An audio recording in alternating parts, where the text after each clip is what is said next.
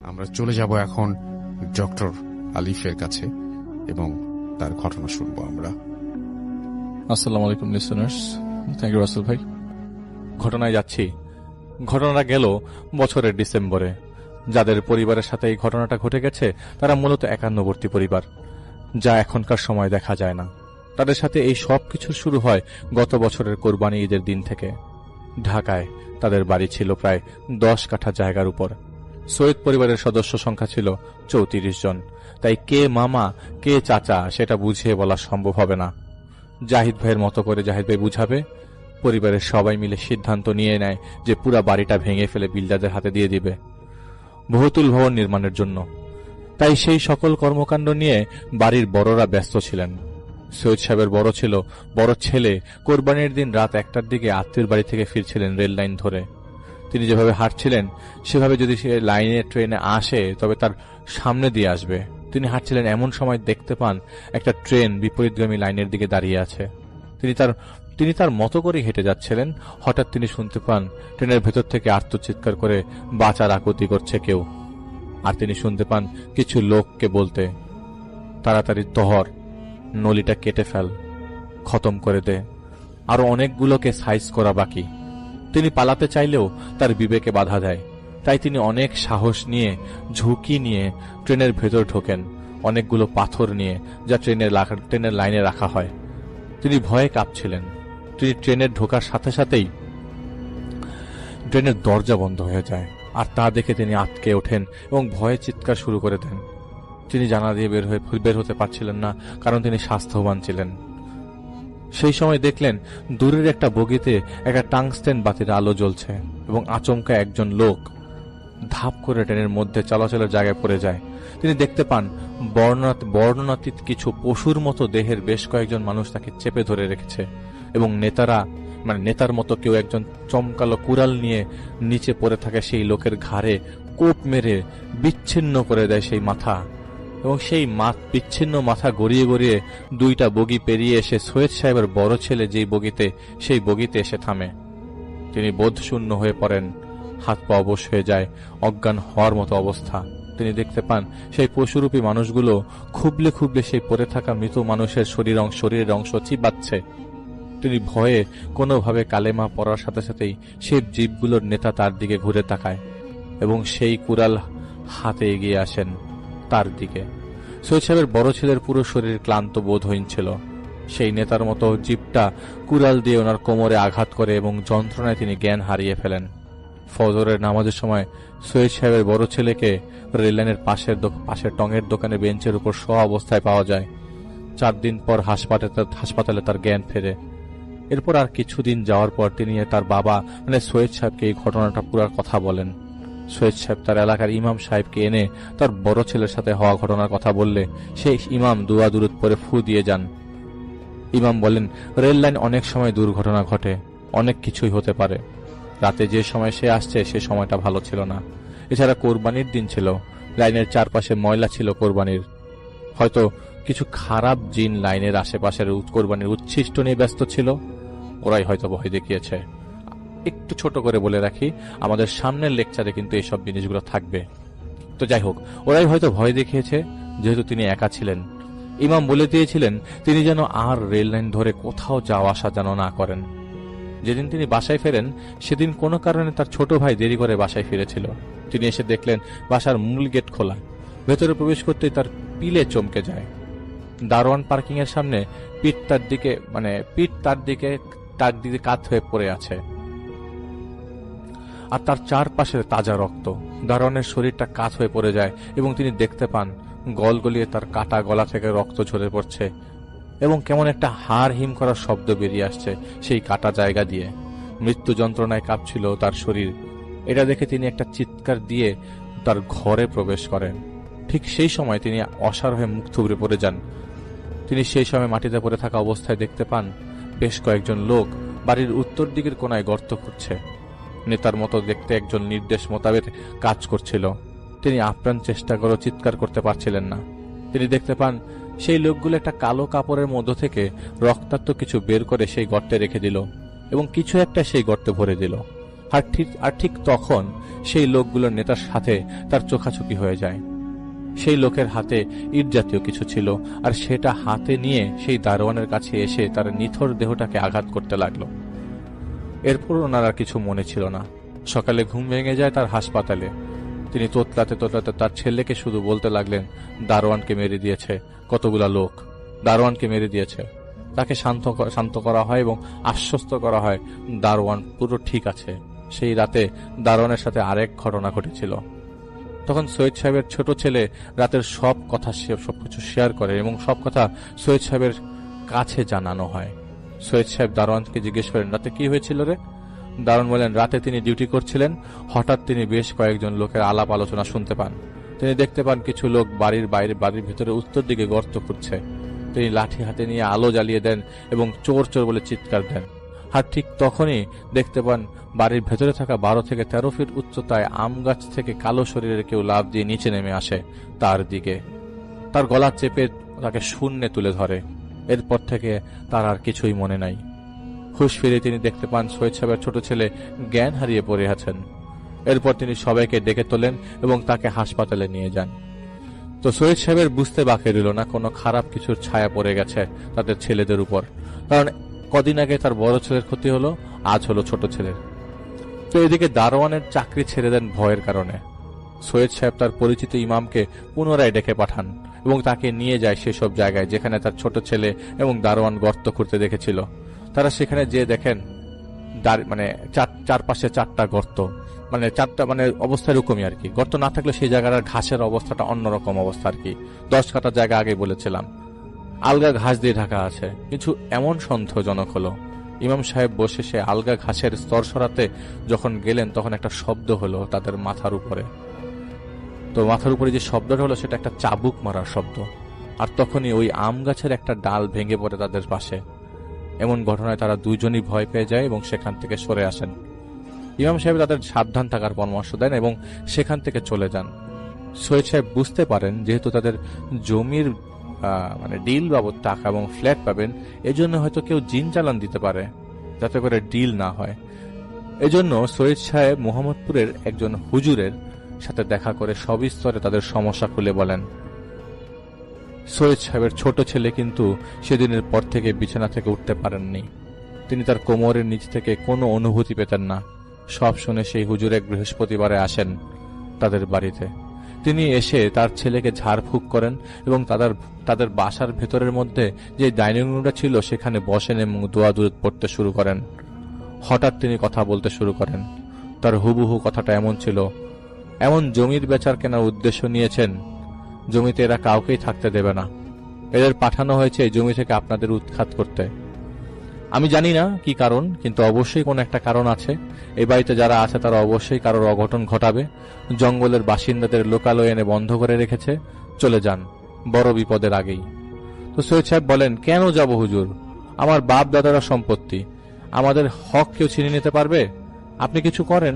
হুজুর বলেন, কোথাও কিছু জিনিসপত্র পোতা আছে, যারা সেটা উদ্ধার করতে পারবে তাদের সাহায্য নিন। আমার জ্ঞানে আমি যা বুঝতে পারছি আমি আপনাকে তাই জানালাম। আমার পরামর্শটা নিন, আপাতত কিছুদিনের জন্য ছেড়ে দিন এই বাড়িটা। তো আপনারা জানেন না কি হতে পারে, আরো ভালো কারোর পরামর্শ নেন। এরপর সেই হুজুর সেখান থেকে চলে যান। তো সৈয়দ সাহেব অনেকটা জেদের বসে হুজুরের কথাটা এড়িয়ে যান এবং আরেকজনের সাথে যোগাযোগ করেন। সেই হুজুর 1 সপ্তাহ পর আসবেন বলে জানান। এর মধ্যে একদিন রাতে সৈয়দ সাহেবের বাড়ির বড় নাতি নিজে রান্নাঘরে আসেন পানি নেয়ার জন্য। তিনি পানি নিয়ে উপরে চলে যাবেন। সেই সময় দেখতে পান কালো কাপড় পরিহিত কিছু লোক সৈয়দ সাহেবের ঘর থেকে বেরিয়ে যাচ্ছে। সবাই জানতেন বাড়িতে উপদ্রব শুরু হয়েছে, তাই সবাই সাবধান ছিলেন। তিনি ভয় পেয়ে দেয়ালের পাশে লুকিয়ে পড়েন। আর ঠিক তখনই তিনি দেখতে পান তার দাদা সৈয়দ সাহেবের ঘর থেকে একজন মহিলা বের হয়ে চলে গেলেন।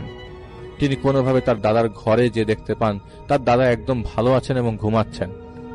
তো এদিকে ডেভেলপার কোম্পানি কোনো কারণে ডিলটা বুঝিয়ে দিতে শুরু করে। অনেকটা অনীহা তাদের মধ্যে ছিল। এত ভালো জায়গায় তারা হঠাৎ কেন নেবে না, তার কারণ অবশ্য সৈয়দ সাহেবরা বুঝতে পারছিলেন না। তো যেই হুজুর আসার কথা ছিল তিনি তাদের বাড়িতে আসেন। হুজুর বাড়িতে প্রবেশ করেন এবং আগে সেই উত্তর দিকের সেই জায়গাটায় যান যেখানে গর্ত করে কিছু পুঁতে রাখা দেখা গিয়েছিল আর কি। তিনি সেখানে দাঁড়িয়ে থেকে তার সাথে আসা 4 জন লোককে দিয়ে মাটি খুঁড়ে 47টা তাবিজ, যা কাগজে লিখে সুতা দিয়ে বাঁধা ছিল, বের করেন এবং একটা পচা গলে যাওয়া ষাঁড়ের মাথা বের করেন। এরপর তিনি বাড়ির মূল গেটের ডান পাশ খুঁড়ে সেই ষাঁড়ের মাথা কাটা শিংগুলো উদ্ধার করেন। তারপর তিনি অন্যদিকে একটা গর্ত খুঁড়ে এক পোটলা কাপড় উদ্ধার করেন। সেই পোটলা খুলে দেখা যায় বাড়ির 34 জন সদস্যের সবার শরীরের কাপড়ের অংশ ছিল, সাথে ছিল একটা তাবিজ। যেই তাবিজটা খুলে দেখা যায় অনেক লেখালেখি করা, 34 জনের নাম লেখা এবং একটা নকশা আঁকা, যেখানে দেখা যাচ্ছিল একটা ভাঙা বাড়ির উপরে শয়তানের একটা পা দেওয়া। অপর পায়ের নিচে উর্দুতে লেখা খা যাও, খা যাও, মানে এদের ক্ষতি করো। এরপর সেই হুজুর এই সমস্ত জিনিসপত্র নষ্ট করে দেন। হুজুর কিন্তু একবারও সেই বাড়িতে প্রবেশ করে তাদের ঘরে যে বসেননি। তিনি বলেন ওই ঘরে যে বসা যাবে না। তিনি বাড়ির বাইরে অবস্থান করছিলেন। সকল কাজ সম্পন্ন করে তিনি সৈয়দ সাহেব তার ছেলেদের এবং নাতিদের ডেকে আনেন। তিনি বলেন, দেখুন, টাকা পয়সার ব্যাপার স্যাপার, কেউ হয়তো ক্ষতিটা করছে, ক্ষতিটার জোর অনেক, আপনাদের আরো বড় বিপদ হতে পারে। এদের এখানে পাঠানো হয়েছে লাশ ফেলার জন্য। আমি এই 3 কোণার জিনিসগুলো তো নষ্ট করে দিয়ে যাচ্ছি, কিন্তু ওদের শেষ কোণার কাজটা এখনো বাকি। যে কোনো দিন সেটা তারা করতে পারে। আমার পরামর্শ, আপাতত কিছুদিন আপনারা বাড়ি থেকে দূরে থাকুন। সময় অনুকূলে এলে তারপর সব ঠিক করা যাবে। তাদের বাড়ি মুন্সিগঞ্জে, তারা পারেন সেখানে যেয়ে থাকতে, কিন্তু সৈয়দ সাহেব বলে দেন তিনি তার বাসা ছেড়ে যাবেন না। হুজুর সেখান থেকে চলে যান। আসলে কি সৈয়দ সাহেব সিচুয়েশনটা বুঝতে পারেনি, এটা তাদের ভুল ছিল। হুজুর চলে যাওয়ার পর সৈয়দ সাহেব তার এক পরিচিত লোকের মাধ্যমে 2 জন হাফেজকে বাড়ি এনে রাখেন, যেন রাতে তারা কোনো কোরআন শরীফ সব সময় পড়েন। এটাও একটা ভুল কাজ ছিল। রাতে তারা যেন ঘুমাতে পারেন এবং হাফেজ 2 জন কোরআন পড়ে যাবে, যাতে করে কোরআন পাঠের কারণে কোনো জিন না আসে। 2 দিন পর সেই হাফেজদের একজন বাইরে বেরিয়ে হাঁটছিলেন। তিনি হঠাৎ টুংটং শব্দ পাচ্ছিলেন, যেভাবে কংক্রিট ভাঙার শব্দ আসে যন্ত্রপাতি দিয়ে, তেমন। তিনি তো জানতেন না পুরো সমস্যা কি। তিনি জানতেন 2 জন জিন উৎপাত করে। তিনি শব্দের পেছনে ঘুরে আবার সেই উত্তর দিকে সেই গর্তের দিকে যান, যে দেখতে পান আরেকজন হাফেজ, যিনি ঘরের ভেতর ছিলেন, তিনি পড়ে আছেন রক্তাক্ত হয়ে। কিছু মানুষরূপী জানোয়ার তার শরীরটাকে আছড়ে মেরে যাচ্ছে। তিনি ভয় পেয়ে দৌড় দিয়ে ঘরে চলে যান, কিন্তু সেখানে তিনি দেখতে পান সেই হাফেজ একদম ভালো এবং কোরআন পড়ছেন। তিনি কাঁপতে কাঁপতে যখন সেই ঘটনা শেয়ার করলেন, ঠিক তখনই তাদের দরজায় সপাটে বাড়ি মারার শব্দ হতে লাগলো এবং তারা স্পষ্ট শুনতে পেল ঘের ঘের গলায়, চলে যা, নইলে তোদের কেটে টুকরো টুকরো করে জ্যান্ত পুঁতে দেব। তারা 2 জনই চিৎকার করতে থাকে এবং তাদের চিৎকারের সাথে সাথেই সেই রুমের দরজা ভেঙে যায় কোনো ধারালো কিছুর আঘাতে, এবং কোনোভাবে তারা পালিয়ে যায় সেই বাড়ি থেকে। তো এদিকে 2 জন হাফেজের চিৎকারে বেশ কয়েকজনের ঘুম ভেঙে যায়। প্রথমে তারা ধরেছিলেন যে হাফেজরা ভয় পেয়ে পালিয়ে গেছে, বাড়ির নামে বদনাম রটে যেতে পারে, কোটি টাকার ডিল ভেঙে গেলে ক্ষতি, এজন্য উল্টে সেই হাফিজদের তারা চুরি করে পালানোর দোষ দেয়। কিন্তু তাদের এই কথার ভিত্তি ছিল না। আসলে বলতে সংকোচ নেই, সৈয়দ সাহেবরা পরিস্থিতিটা সঠিকভাবে বিশ্লেষণ করেননি।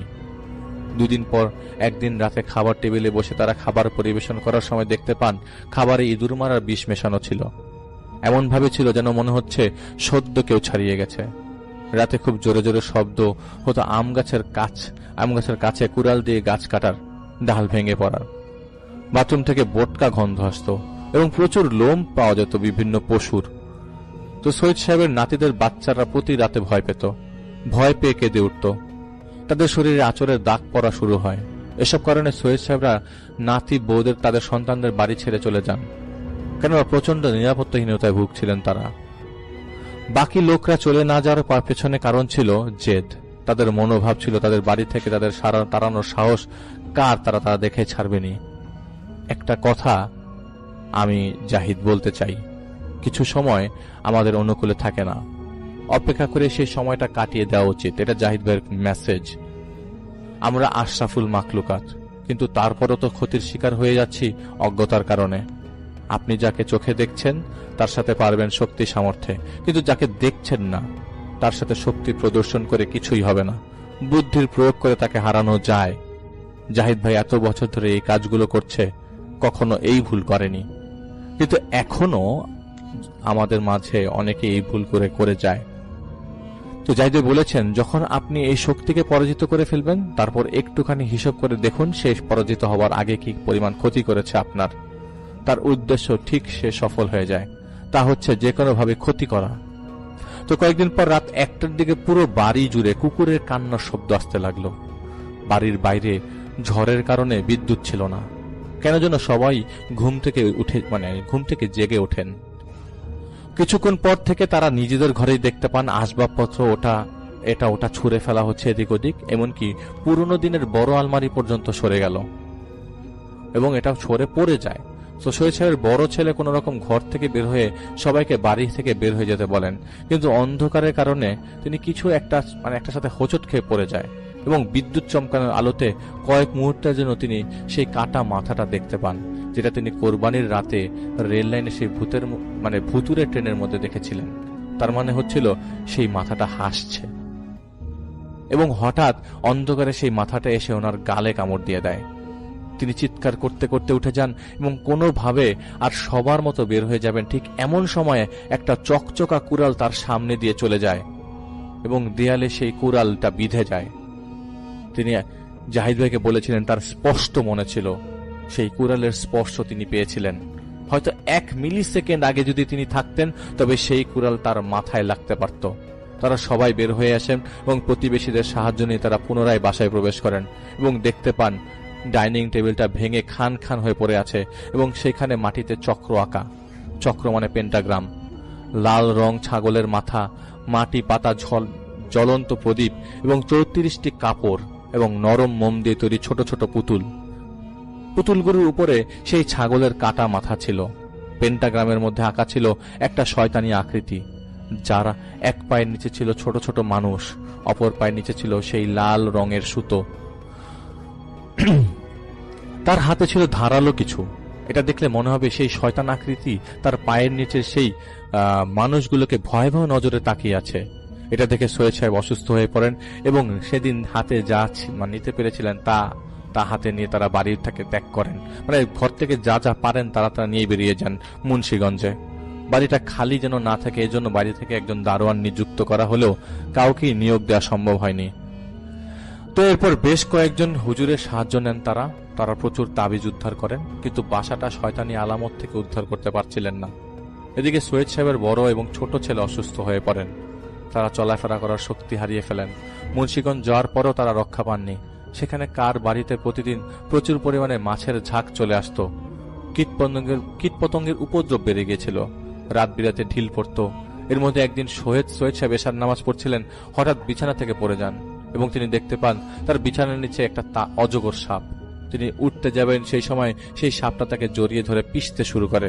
তিনি চিৎকার করতে থাকেন, আর্তচিৎকার করছিলেন এবং চাপের কারণে তিনি জ্ঞান হারিয়ে ফেলেন অল্প কয়েক সেকেন্ডের মধ্যেই। পরে পানি ছিটিয়ে হুঁশ আনার পর তিনি সাপের কথাটা বলেন। একটার পর একটা অঘটন ঘটেই যাচ্ছিল। পরে আরেকজন আলেম দ্বারা অনেক তদবিরের পর তাদের সমস্যা কিছুটা কম হয়। প্রায় প্রতি রাতে সেই রকম চাপ সৈয়দ সাহেব টের পেতেন, যেমনটা চাপ তিনি পেয়েছিলেন সেই বিছানায় নিচে সাপ তাকে জড়িয়ে ধরার পর।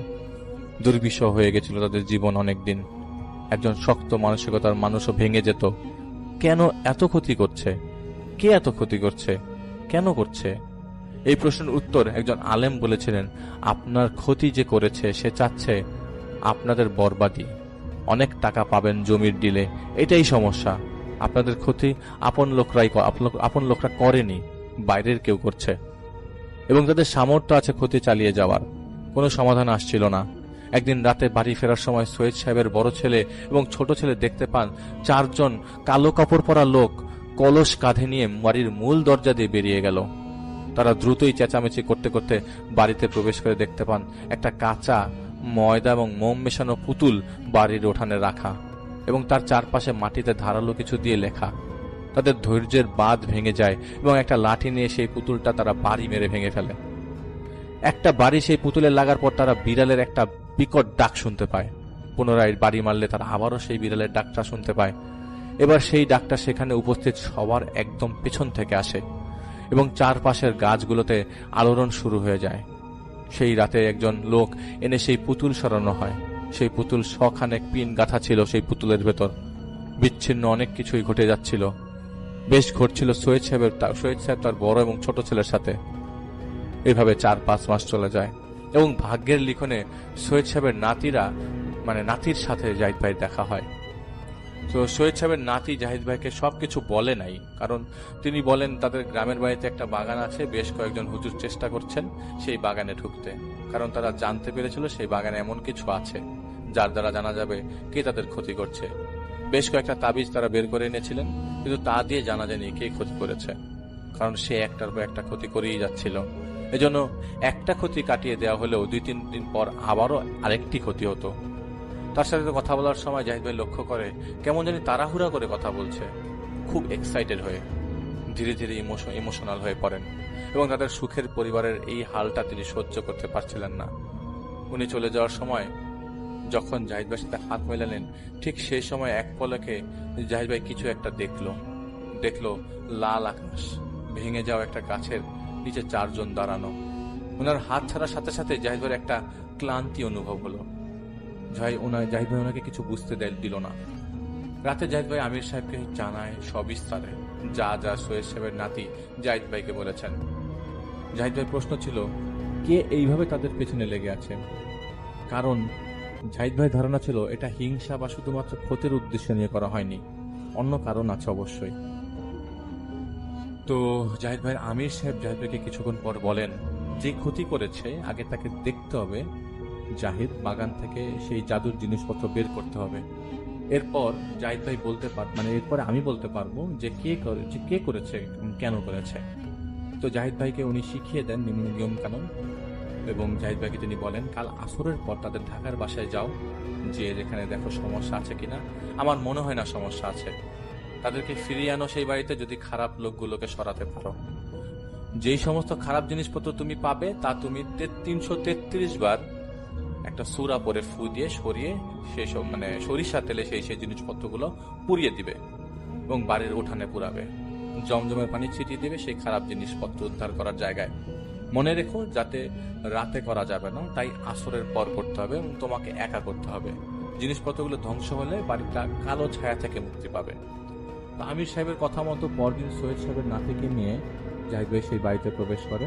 তাদের উঠানে সৈয়দ সাহেবের নাতিকে রেখে সেই বাড়ির বাড়িতে ভেতর ঢোকার গেটে দাঁড়ায় এবং 3 বার ইচ্ছা করে কাশি দেয়।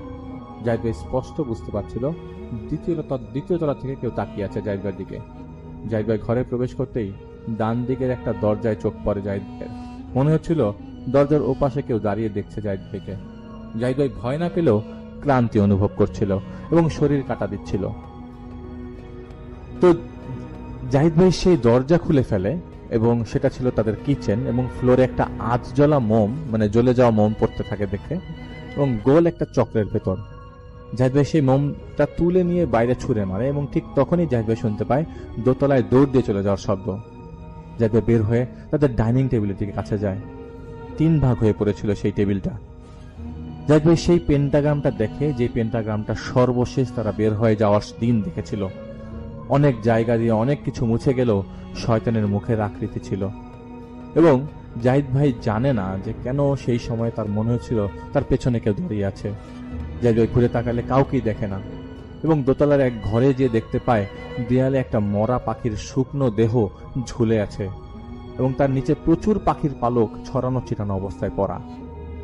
জাহিদ ভাই সেই পালক এবং শুকিয়ে যাওয়া পাখিটা বাইরে নিয়ে আসে, আর ঠিক তখনই 3-4টা পাতিল পড়ার শব্দ জাহিদ ভাই দোতলা থেকে শুনতে পায়। এরপর আরেকটা ঘরে ঢুকে জাহিদ ভাই বেশ কিছু ছোট ছোট পুতুল দেখতে পায়।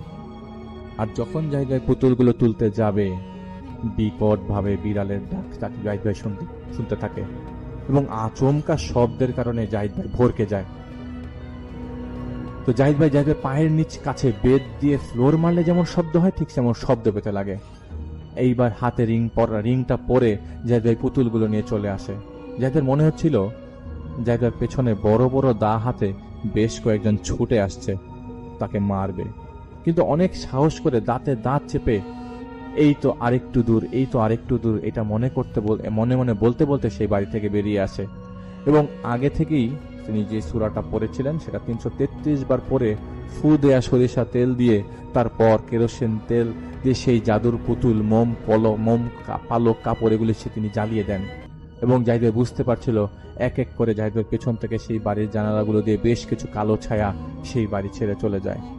এবং প্রায় 3 দিন সৈয়দ সাহেবের পরিবার সবাইকে ফোনে অনেক বুঝিয়ে জাহিদ ভাই বাড়িতে নিয়ে আসে এবং তাদের বলে যে মুন্সিগঞ্জের বাড়ির পাশের বাগান থেকে জাদুর জিনিসপত্র বের করার পর একটা স্থায়ী সমাধান হতে পারে। আসলে তাদের বিশ্বাসটা তছনছ হয়ে গিয়েছিল। তারা প্রথম ভয় পেলেও পরে তারা আর ভয় পাচ্ছিলেন না। কিন্তু সৈয়দ সাহেবের নাতি বউ এবং তাদের সন্তানদের সেই বাড়িতে ফিরতে আমির সাহেব না করছিলেন ততক্ষণ পর্যন্ত যতক্ষণ না তাদের গ্রামের বাড়ির সমস্যা সমাধান হচ্ছে। কিছুদিন পর জাহিদ ভাই তাদের গ্রামের বাড়িতে যায়। মাগরিবের পর আমির সাহেব আসে এবং জাহিদ ভাই কিছু নিয়ম শিখিয়ে দেয়। সৈয়দ সাহেবের এক আত্মীয় জাহিদ ভাইকে নিয়ে যান তাদের মালিকানাধীন একটা বাগানের সামনে। সেই বাগান, যেই বাগানের কথা আমির সাহেব জাহিদ ভাইকে বলেছিলেন। সৈয়দ সাহেবের আত্মীয়কে জাহিদ ভাই চলে যেতে বলে। কিছুটা নিচু জমির পাশেই উঁচু একটা জমিতে সেই বাগান। অন্ধকারের কারণে জাহিদ ভাই ঠাহর করতে পারছিলেন না কিসের বাগান এটা, ঠাহর মানে বুঝতে পারছিলেন না। ফোনের আলো জ্বালিয়ে আমির সাহেব ইশারায় জাহিদ ভাইকে ইশারা দেন যে ঢোকো। আমির সাহেব বলে দিয়েছিলেন যদি বাগানে প্রবেশ করেন তবে কোনো কিছুই বের করে আনা যাবে না। যদি জাহিদ ভাই যায় তবে সমস্যা হবে না। এবং জাহিদ ভাই ভেতরে কিছু দূর হেঁটে যায় এবং আচমকায় জাহিদ ভাই ভয় পেতে শুরু করে। ফোনের আলো থাকা সত্ত্বেও চারপাশ ঘন কালো রাতের মতো লাগছিল। জাহিদ ভাই আবারও 2 চোখের পেরিফেরাল ভিশনে দেখতে পাচ্ছিল কালো কালো ছায়া এসে জড়ো হচ্ছে জাহিদ ভাইয়ের চারপাশে। এবং দ্বিতীয় কিছু না ভেবে জাহিদ ভাই চোখ ঘুরিয়ে কিন্তু কিছু না করে বের হয়ে আসে। সেদিন আর কিছু করতে পারেনি। পরদিন মাগরিবের সাথে সাথে সেখানে যায়। তখন অন্ধকার হয়নি, আকাশটা তখনও লাল ছিল। জাহিদ ভাই ঢুকে সেই বাগানে এবং হেঁটে হেঁটে একটা গাছের নিচে জাহিদ ভাই নজর যায়। ভাঙা একটা গাছ, তার পাশে দাঁড়িয়ে আছে 4 জন লোক কালো কাপড় পরা। জাহিদ ভাই কি মনে করে যেন তাদের উপরে তাকিয়ে দেখে আকাশটা লাল। সাথে সাথে মনে পড়ে যায় জাহিদ ভাই সৈয়দ সাহেবের নাতির হাত ধরার সময় ঠিক এই মুহূর্তটাই দেখেছিল। জাহিদ ভাই আম গাছের দিকে তাকালে আর কাউকেই দেখছিল না এবং কোনো কিছু না বুঝেই মনের অগোচরে দৌড় দিয়ে বের হয়ে আসে।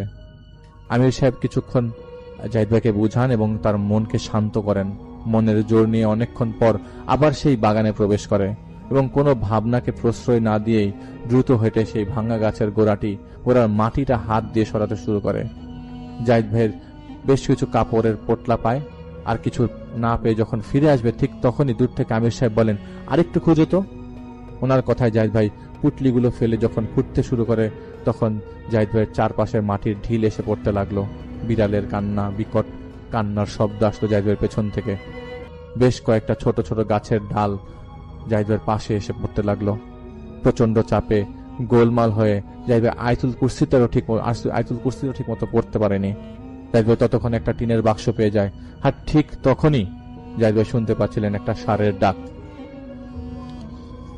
ঠিক জাহিদ ভাইয়ের সামনে অল্প আলোতে দেখতে পাচ্ছিল একটা ষাঁড় দাঁড়ানো।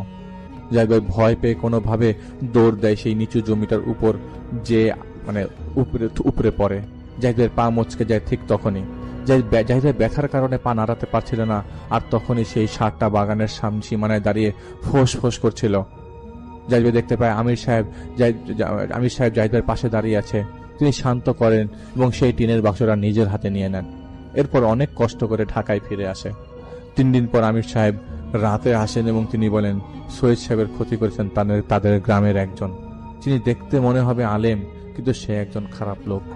1 বছর আগে এতিমদের নামে টাকা তুলে সেই ব্যক্তি সেই টাকা আত্মসাৎ করে, যার প্রেক্ষিতে তাকে গ্রাম্য সালিশে জুতা পেটা করা হয়। সেই জুতা পেটার কাজটা সৈয়দ সাহেবের বড় ছেলে এবং ছোট ছেলে করেছিলেন। সেই অপমানে সেই ব্যক্তি সেই গ্রাম ছেড়ে চলে যায় এবং একজন তান্ত্রিকের দ্বারা বান মারার চেষ্টা করে যেতে থাকে। সফল না হয় সে আরেকজন কাফেরের কাছে যায়, যাকে দিয়ে কোরবানির দিন হারাম উপায়ে, যেটা জাহিদ ভাই আমাদেরকে বলতে চাইছে না, তারা সর্বনাশ করেন বান মেরে, যার ফলে এত ঘটনা, এত ক্ষতির শিকার হয়েছে তারা। সেই লোক আর ক্ষতি করতে পারবে না ইনশাআল্লাহ। তাদের খুঁটির জোর ভেঙে দিয়েছে। এরপর তিনি কিছু পানি পড়া দিয়ে দেন বাড়িতে 41 দিন ব্যবহার করার জন্য। জাহিদ ভাই কিন্তু তাদের এই ব্যাপারে কিছুই আর বলেনি, শুধু মাত্র বলেছে ইনশাল্লাহ আর সমস্যা হবে না, যে ক্ষতি করত সে আর ক্ষতি করতে পারবে না। এরপর থেকে জাহিদ ভাই জানা মতে আর কোনো সমস্যা হয়নি তাদের। তো জাহিদ ভাই বলেছেন ঘটনাটা বড়, যাই এখনো সেই ঘটনা তার কাছে চোখের সামনে ভেসে ওঠে। এই মুহূর্তে আমার সঙ্গে আছেন আপনাদের অত্যন্ত পছন্দের একজন মানুষ, যিনি হচ্ছেন আফনান ভাই। তাকে আমি বলেছিলাম এবং তিনি একটা ঘটনা পাঠিয়েও দিয়েছেন। তার সেই ঘটনাটি আমি এখন আপনাদের জন্য প্লে করছি। আশা করছি আপনাদের সবার ভালো লাগবে। ঘটনাটা ঘটেছিল 2015 সালে। ঘটনাটি যেখানে ঘটেছিল, যার সাথে ঘটেছিল এবং যারা যারা এই ঘটনার সঙ্গে জড়িত ছিল, অবশ্যই তাদের নাম প্রকাশ করা যাবে না। এবং এটা কেন যাবে না সেটিও আমি ঘটনার শেষে বলে দিচ্ছি। তো ঘটনাটি যার সঙ্গে ঘটেছিল উনি একজন ব্যবসায়ী ছিলেন। তো উনি ওই শহরের এক সাইড দিয়ে উনি যাচ্ছিলেন আর কি, মানে শহরের ভিতরে এক জায়গা থেকে আরেক জায়গায় যাচ্ছিলেন। তো রাস্তা পার হওয়ার সময়, মানে রাস্তা পার হওয়া বলতে রাস্তা ক্রস করার সময় না, রাস্তার পাশ দিয়ে যাওয়ার সময় উনি যেটি হন সেটি হচ্ছে মানে একটা দুর্ঘটনার শিকার হন। একটি পিকআপ এবং সামনে থেকে আসা একটা অটো রিক্সা বা সিএনজি জাতীয় কিছু একটা হবে। তো এই দুইটার মানে মাঝখানে পড়ে যান, মানে এই দুইটা যখন সাইড নিয়ে যাচ্ছিল, আপনার অনেক সময় মানে রাস্তার পাশে যদি পিকআপ দাঁড়িয়ে থাকে বা অন্য কোনো গাড়ি দাঁড়িয়ে থাকে, আমরা এটার সাইড দিয়ে যাই না। তো উনি ওরকম সাইড দিয়ে যাচ্ছেন, তবে উনি রাস্তার পাশে যে পায়ে হাঁটা অংশটা থাকে সেদিক দিয়ে না গিয়ে রাস্তার পাশে যে গাড়ি চলার অংশ সেদিক দিয়ে যাচ্ছিলেন। আর অপোজিট থেকে আসা আরেকটি গাড়ি আসছিল। তো উনি যেটা হয় সেটা হচ্ছে ওই দুই গাড়ির মাঝখানে পড়ে যান, সামনাসামনি মাঝখানে না, ওইটা যখন ক্রস করে যাচ্ছিল ওর মধ্যবর্তী জায়গায় জায়গাটা খুবই কম ছিল। তো ওইখানে প্রচন্ড চাপা খান আর কি। আর এই চাপ খাওয়ার সঙ্গে সঙ্গে উনি মারাত্মকভাবে আহত হন। ওনাকে রক্তাক্ত অবস্থায় খুলনার একটি হসপিটালে ভর্তি করা হয়। অধিক মাত্রায় রক্তক্ষরণের ফলে তার হৃৎপিণ্ড কাজ করছিল না, তার পালস পাওয়া যাচ্ছিল না। কর্তব্যরত চিকিৎসক তাকে মৃত ঘোষণা করেন। ঘটনাটি এত দ্রুত ঘটেছিল যে ওনার আত্মীয় স্বজনদের কাছে খবর দেওয়ার মতো কোনো উপায় ওই সময় ছিল না, কারণ তার পকেট থেকে কোনো ঠিকানা বা এগুলো মানে পাওয়া যায়নি। আর একটা সমস্যা হলো, উনি যখন ওই অ্যাক্সিডেন্ট করেছেন ওখানে, তো ওই সময় ওনার পকেট থেকে ওনার মোবাইল, মানি ব্যাগ এই কিছু ভদ্রলোকেরা নিয়ে চলে গেছে। ভদ্রলোকের এই কারণে বললাম বিদ্রুপ করে, যে একটা মানুষ যখন অ্যাক্সিডেন্ট করে পড়ে থাকে, আমরা তাকে উপকার করব, জীবন বাঁচাবো, তো তার জীবন হয়তো বা বেশ কিছু ভালো লোক বাঁচিয়েছিল। তো আমাদের মধ্যে থাকা কিছু কুলাঙ্গা টাইপের লোক এই জীবন বাঁচানোর এই সুযোগে যখন দেখছে তাকে কেউ নিয়ে যাচ্ছে, তখন কিছু লোক তার পকেট থেকে মোবাইল এবং মানি ব্যাগ নিয়ে যায়। এখন মানি ব্যাগের মধ্যে তার ভোটার আইডি কার্ড ছিল, অন্যান্য প্রয়োজনীয় ভিজিটিং কার্ড ছিল, আর মোবাইল ফোনে তো তার পরিবারের নাম্বারগুলো ছিলই। তো তার তো ঠিকানা পাওয়া যাচ্ছে না, এখন কি করা যায়? ওদিকে তার পরিবারের লোকজন তাকে খুঁজে না পেয়ে ফোনে পাচ্ছে না, ফোন বন্ধ, কারণ যে ভদ্রলোক ফোন চুরি করেছেন তিনি তো ফোন বন্ধ করে রেখেছেন, যেটা হয় আর কি স্বাভাবিকভাবে, চুরি করার পরে ফোন বন্ধ করে রাখা। তো হেন পরিস্থিতিতে তার পরিবারের সদস্যরা তো তন্ন তন্ন করে খোঁজা শুরু করেছে যে কোথায় গেল, কি হইল, ফোন নাম্বার বন্ধ। এদিকে হসপিটাল কর্তৃপক্ষ তার পরিচয় পাচ্ছিল না। তো এরকম একটা পরিস্থিতি। তখন ওই সময় আবার একটা অকেশন চলতেছিল, হয়তো বা আমাদের যতদূর আমার মনে পড়ে ঈদ বা এই টাইপের কোন একটা ফেস্টিভ্যাল, মুসলিম ফেস্টিভ্যাল। এই কারণে হসপিটালে মানুষের উপস্থিতি, মানুষ বলতে আমি বুঝাচ্ছি যে স্টাফ, তারপর নার্স, ডক্টর, এনাদের উপস্থিতি স্বাভাবিকের তুলনায় অনেক কম ছিল। আর এই কারণে ওই সময় যখন ওই ভাইকে কর্তব্যরত চিকিৎসক মৃত ঘোষণা করেন, তখন এর পরবর্তীতে যেটা হয় সেটা হলো, যেহেতু এইটা একটা অ্যাক্সিডেন্টে মৃত্যু, পোস্টমর্টেমের প্রয়োজন হয় নিয়ম অনুযায়ী। আর ওই সময় পোস্টমর্টেম করার জন্য যেই ডাক্তারকে উপস্থিত থাকতে হবে ডোমের পাশে, সেই ডাক্তার তখন উপস্থিত ছিল না। তো বলা হয় যে পরের দিন সকালবেলা ডাক্তার আসবেন, তখন পোস্টমর্টেম করা হবে। তো এই পর্যন্ত কি করতে হবে, লাশটা হিম ঘরে রাখতে হবে। তখন বেশ গরমের সময় এই ঘটনাটি ঘটেছে আর কি। তো প্রচন্ড গরম, যেহেতু নর্মাল মর্গে রাখলে তো লাশ পচে যেতে পারে, এই জন্য হিমঘরের বেশ কয়েকটা অংশ আছে। কিছু আছে ফ্রিজিং রুম, মানে ছোট ছোট বক্স।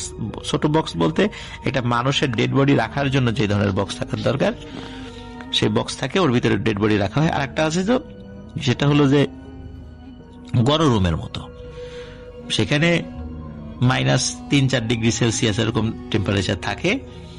তো সেখানে ওই ডেড বডিকে রাখা হয়, মানে ওই টেম্পারেচারে ডেড বডি ফ্রিজ হয়ে যায় না, মানে বরফ হয়ে যায় না, বাট পচন থেকে সাময়িকভাবে রক্ষা করা যায় আর কি।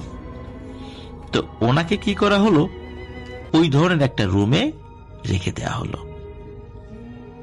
একটা স্ট্রেচারের উপরে তার ডেড বডি রেখে দেওয়া হয় এবং তাকে সাদা কাপড় দিয়ে ঢেকে দেওয়া হয়।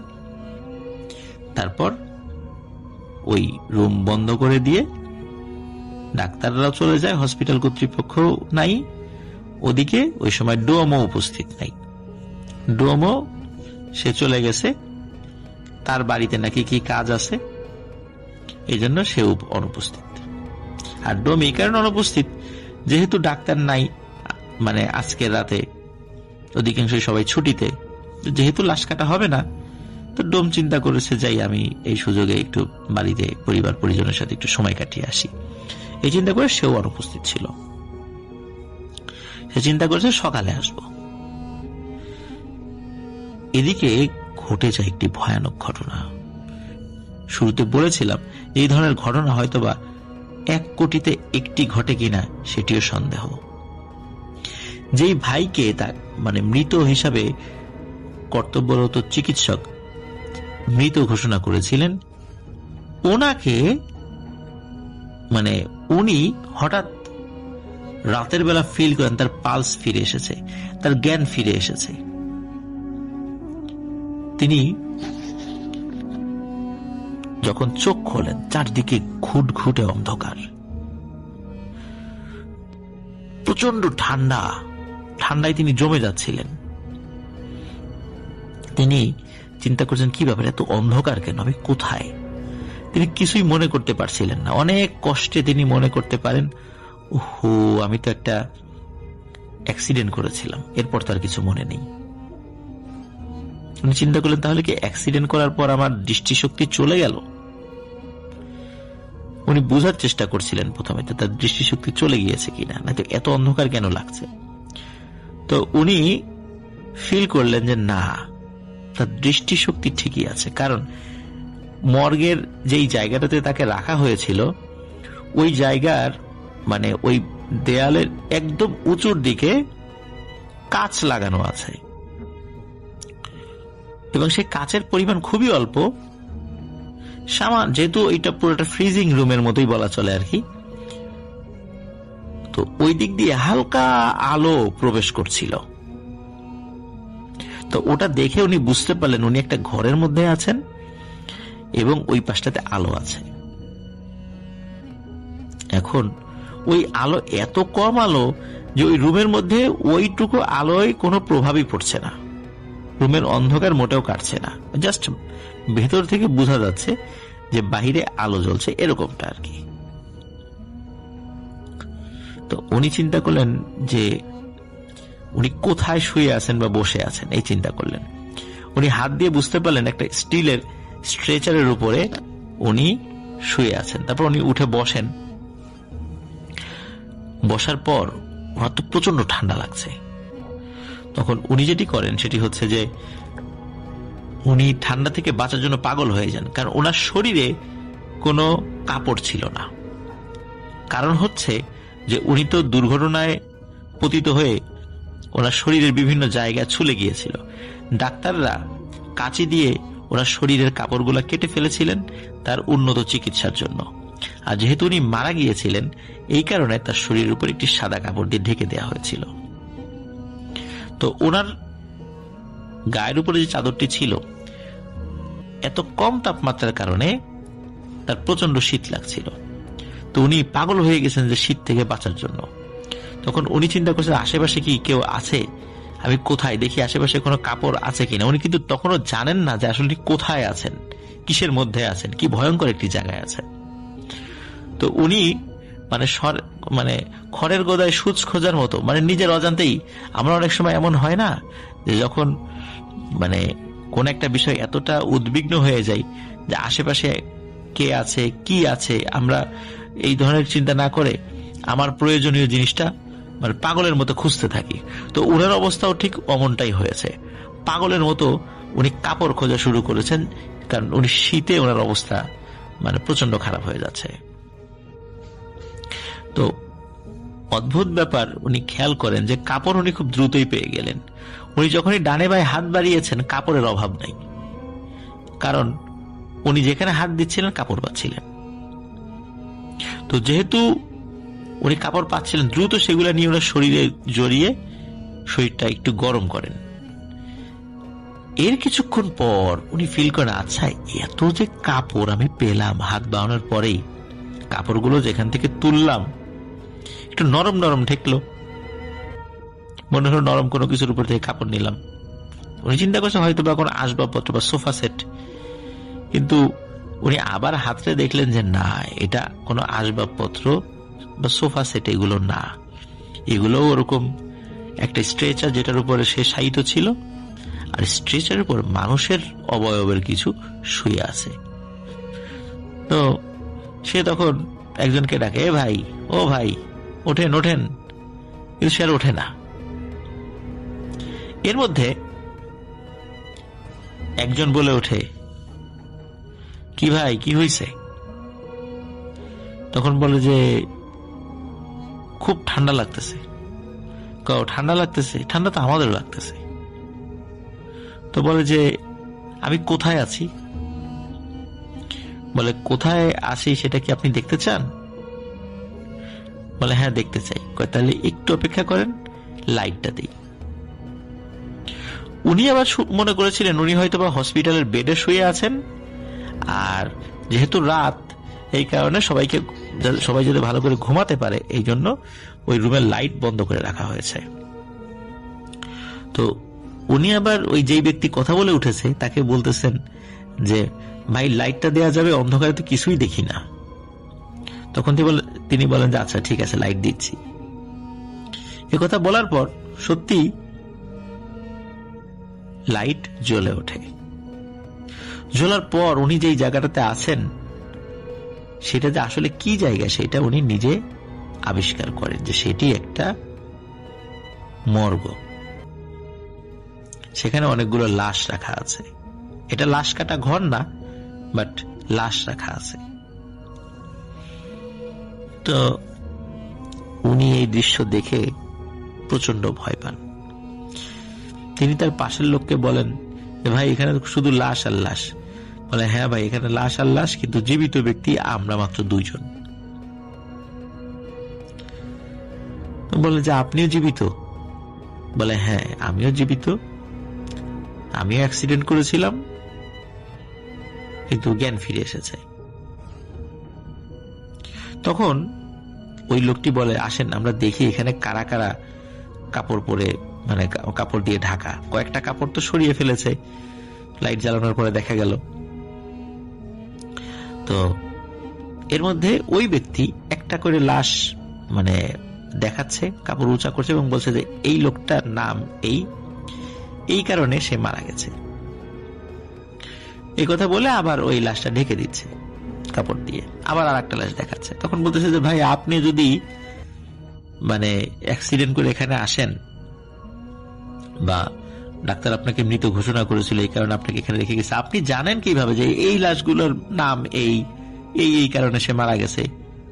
তো সে কোনো উত্তর দেয় না, সে তার মতো সে দেখিয়ে যাচ্ছে লাশগুলো। তো একটা জায়গায় এসে সে দেখায় যে পাশাপাশি দুটো লাশ রাখা। তো ভালো কথা, দুটো লাশ রাখা। এখন এই লাশগুলো সে দেখায়। প্রথম কাপড়টি সে উঁচু করার পর দেখা যায় যে এতক্ষণ ধরে যিনি লাশ দেখাচ্ছিলেন স্ট্রেচারের উপরে, তারই মৃতদেহ। এই দৃশ্য দেখার পর ওই ভাই তো প্রচন্ড ভয় পায়। উনি বুঝতে পারেন যে এতক্ষণ ধরে লাশ দেখাচ্ছিল যে ব্যক্তিটি, ইনি আসলে জীবিত নন, ইনি মৃত। আর এরপরে পাশের স্ট্রেচারে যে আর একটা লাশ সাদা কাপড় দিয়ে ঢাকা আছে, সেটি উঁচু করেন এবং দেখেন এই লাশটি তার নিজের বলতে ওই ভাই, যে ভাই দুর্ঘটনায় পতিত হয়ে মর্গে শুয়ে আছেন। এখন এই দৃশ্য দেখার পর নিজের লাশ নিজে দেখছেন, আর যেই ব্যক্তি তাকে বিভিন্ন লাশ দেখাচ্ছে তার লাশটাও তিনি দেখছেন, অথচ তিনি দিব্যি তার সামনে দাঁড়িয়ে আছেন। এই দৃশ্য দেখার পর কি প্রিয় লিসেনার্স কেউ সেন্স ধরে রাখতে পারে? উনি ওখানেই সেন্সলেস হয়ে পড়ে যান। ওনার যখন সেন্স ফেরে তখন নিজেকে আবিষ্কার করেন সেই একই জায়গায়, একই ঘরে, চারদিকে ঘুটঘুটে অন্ধকার। প্রচন্ড ঠান্ডায় ওনার শরীর মনে হচ্ছে বরফের মতো শক্ত হয়ে গিয়েছে। ওনার গলা দিয়ে একটা সাউন্ডও বের হচ্ছিল না। প্রিয় লিসেনার, শীতকালে আপনারা খেয়াল করবেন যে আমরা যদি প্রচন্ড শীতের মধ্য থেকে আমরা ঘরে ঢুকি, ঘরে ঢোকার সাথে সাথে বেশ কিছু সময় আমরা কিন্তু কোনো শব্দ উচ্চারণ করতে পারি না। আস্তে আস্তে স্বাভাবিক হই, কোনো গরম পানি যখন খাই বা চা কফি খাই, তারপর আস্তে আস্তে কণ্ঠস্বরটা স্বাভাবিক হয়। আর উনি এতটা ঠান্ডার মধ্যে থেকে কিভাবে তার কণ্ঠস্বর ভালো থাকবে? আর এরকম ভয়ের ঘটনা ঘটার পর আর কেউ কি কথা সহজে বলতে পারে?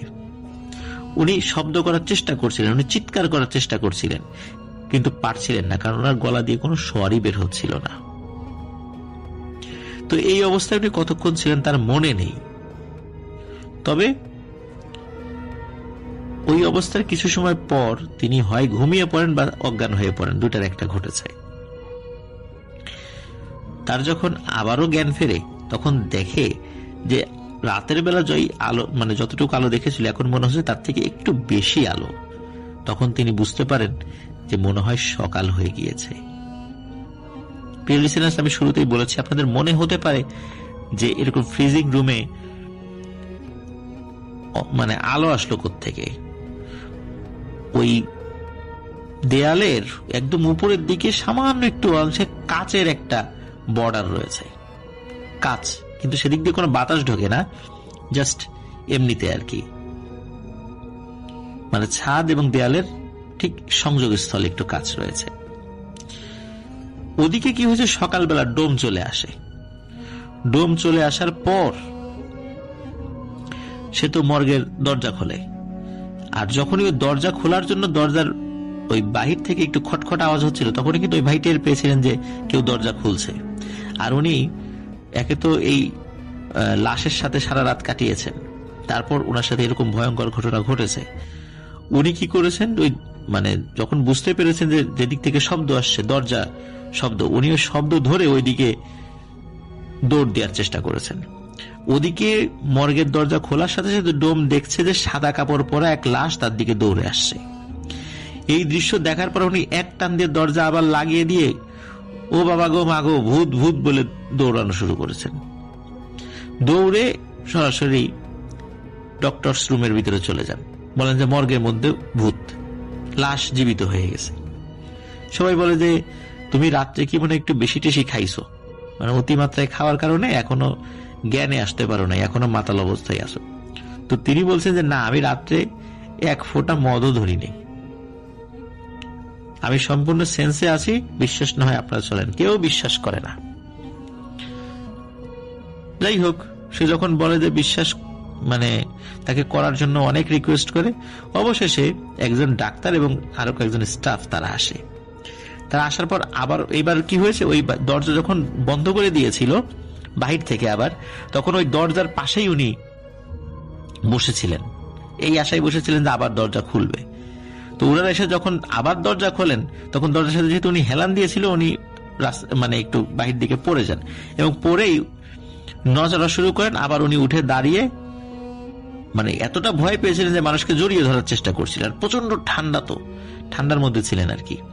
তো ওই দৃশ্য দেখে ওই ডাক্তাররা ও বাবা গো মাগো ভূত ভূত বলে তারা দৌড়াদৌড়ি শুরু করে। যেই লোকগুলো ছিল তারাও যেদিকে পারে দৌড়াদৌড়ি শুরু করেছে।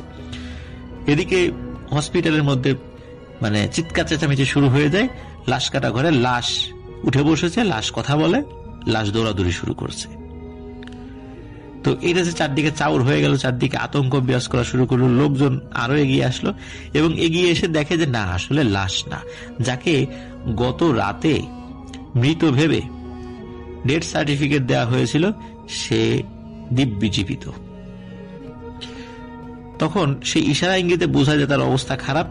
তখন লোকজন তাকে ধরে শরীর গরম করে, গরম করার পর আস্তে আস্তে সে কথা বলতে পারে। তাকে চা কফি খেতে দেয়া হয়।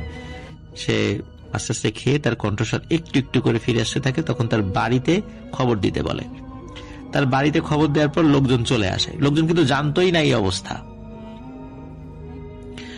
তখন তার আত্মীয় স্বজনরা প্রচন্ড ক্ষিপ্ত হয় ডাক্তারদের উপরে, যে এইভাবে একটা মানুষকে কোন ধরনের পরীক্ষা নিরীক্ষা, ওইভাবে মানে গভীর কোন পরীক্ষা নিরীক্ষা ছাড়াই তাকে মৃত বলে লাশ মানে লাশের ঘরে পাঠিয়ে দেওয়া, এটা কোন যুক্তিতে ঠিক? আর সে যদি মৃত হবে এখন জীবিত হলো কিভাবে? এই নিয়ে প্রচন্ড হই হট্টগোল সৃষ্টি হয়ে যায়। ওদিকে কি হয়, যে ডাক্তার তাকে ডেথ সার্টিফিকেট দিয়েছিলেন, তিনি তো একটা মস্ত বড় ভুল হয়ে গেছে তার। এটা অন্যায় না, এটা ভুল, কারণ উনি তো ইচ্ছা করে এটা দেননি। কিন্তু এই বিষয়টা যেহেতু খুবই স্পর্শকাতর একটা বিষয় ছিল, তখন ওই ডাক্তারও ভয় পান যে যদি রোগীর পরিবার যদি মামলা করে তাহলে সমস্যা। ডাক্তার বিসিএস পরীক্ষা দিয়ে সদ্য জয়েন করেছিলেন। তো উনি বিবাহিত ছিলেন, কন্যা সন্তান ছিলেন ছোট। এখন উনি তো অনেক কষ্ট করে চাকরিটা পেয়েছেন। ওনার এই ভুলের কারণে যদি চাকরি চলে যায় তাহলে কি হবে? ওই ডাক্তার কি করেছিলেন, ওই ভাইয়ের বাড়িতে এসেছিলেন, তার পরিবারের সদস্যদের সাথে কথা বলেছিলেন এবং নিজের ভুলের জন্য ক্ষমা প্রার্থনা করেন এবং তারা যেন এই বিষয়টা নিয়ে আর কোনো আইনগত পদক্ষেপ না নেয় সেই জন্য খুব আকুতি মিনতি করেন। ওই ভাইয়ের পরিবার ডাক্তারের কথা মেনে নেয়, এই বলে মেনে নেয় যে আসলে সে তো মরেই গিয়েছিল, আল্লাহ তাআলা তাকে ফেরত দিয়েছেন, আপনি কোনো ভুল করেননি, আল্লাহই তাকে জীবিত করেছেন। হয়তোবা তার পালস বন্ধ ছিল, হার্টবিট বন্ধ ছিল, এটা অনেক সময় হয়। আপনি তো পরীক্ষা করে যেহেতু পালস বা হার্টবিট পাননি, স্বাভাবিকভাবে আপনি মৃত ঘোষণা করেছেন। আপনার জায়গায় আমরা থাকলেও সেটাই করতাম। সুতরাং আপনি কোনো অন্যায় করেননি। আর যেহেতু আমাদের পরিবারের সদস্য আবার আমাদের কাছে ফেরত চলে এসেছে, এটাই আমাদের জন্য আনন্দের বিষয়। আমরা এটা নিয়ে আর কোনো পদক্ষেপ নিব না, আমরা ভুলে গেছি সবকিছু, আপনি নিশ্চিন্ত মনে চলে যান। তো তিনি আশ্বস্ত হয়ে চলে যান এবং সত্যি ওই ভাইয়ের পরিবার থেকে এটা নিয়ে আর কোনো পদক্ষেপ নেওয়া হয়নি। ওই ভাই খুলনা শহরের একটি মোটর গ্যারেজ পরিচালনা করেন, খুব ভালো একজন মানুষ। এরপরে তিনি হুজুর হয়ে গেছেন একদম, কারণ আল্লাহ তাআলা তাকে দ্বিতীয় জীবন দান করেছেন। তিনি এখন ভালো আছেন। তাকে কিন্তু অনেক রিকোয়েস্ট করা হয়েছিল যে আপনার একটা ছোট্ট ভিডিও করি, উনি রাজি হন না, কারণ উনি চাচ্ছিলেন না এই বিষয়টা নিয়ে আবার এটা নিয়ে কথা উঠুক, আবার নতুন করে মিডিয়ার খোরাক হোক, এ সমস্ত বিষয়গুলো এটা উনি চাচ্ছিলেন না।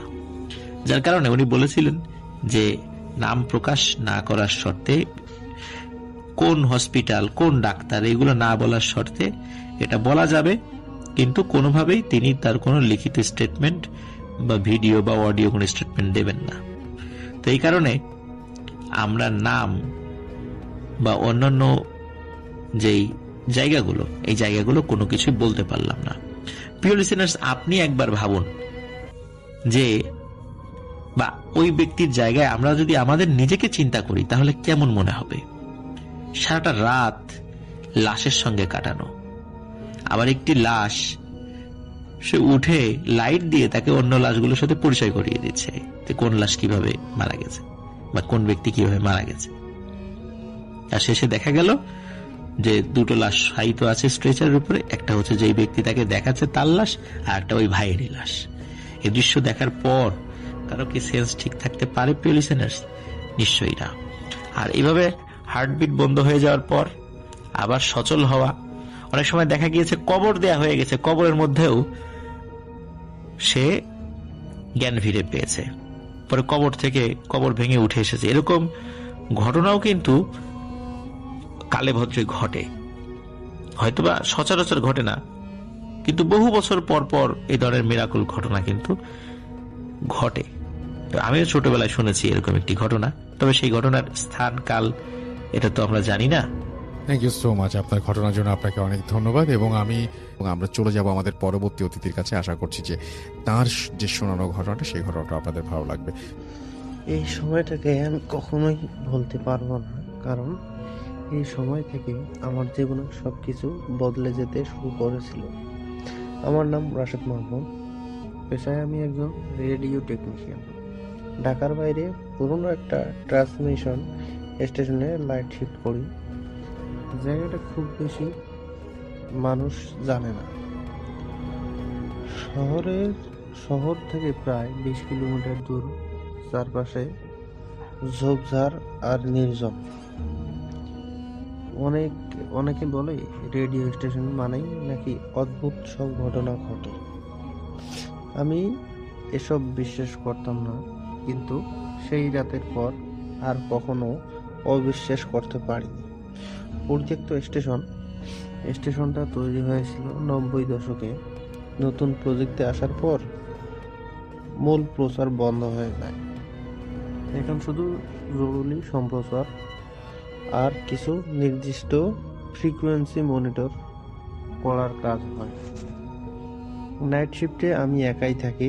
চারিদিকে নিস্তব্ধতা, ঘড়ির টিকটিক শব্দ, মাঝে মাঝে দূরে শিয়ালের ডাক। রাত 3টার পর এখানকার বাতাসও কেমন জানি ভারী হয়ে যায়। সেদিন সবকিছু স্বাভাবিক ছিল। আমি হেডফোন পরে মনিটর করছিলাম FM 97.2। হঠাৎ একটা নতুন সিগন্যাল স্ক্রিনে ভেসে উঠল, FM 103.17। আমি চমকে উঠলাম, কারণ এই ফ্রিকোয়েন্সি কোনো লিস্টে নেই।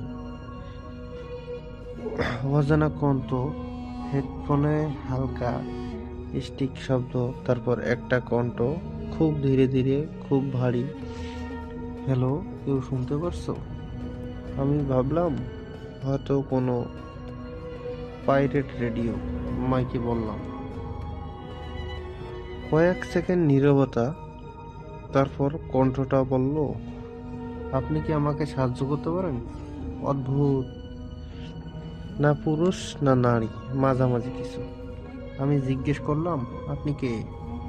হেডফোনে হালকা হাসির শব্দ। আমার নাম? এটা আর মনে নেই। আমার বুকের ভেতর কেমন ধাক্কা খেল। রাত তখন 3:17। ঘড়ির দিকে তাকালাম, ঠিক তখনই 3:17। হঠাৎ পুরো রুমের আলো 1 সেকেন্ডের জন্য নিভে গেল।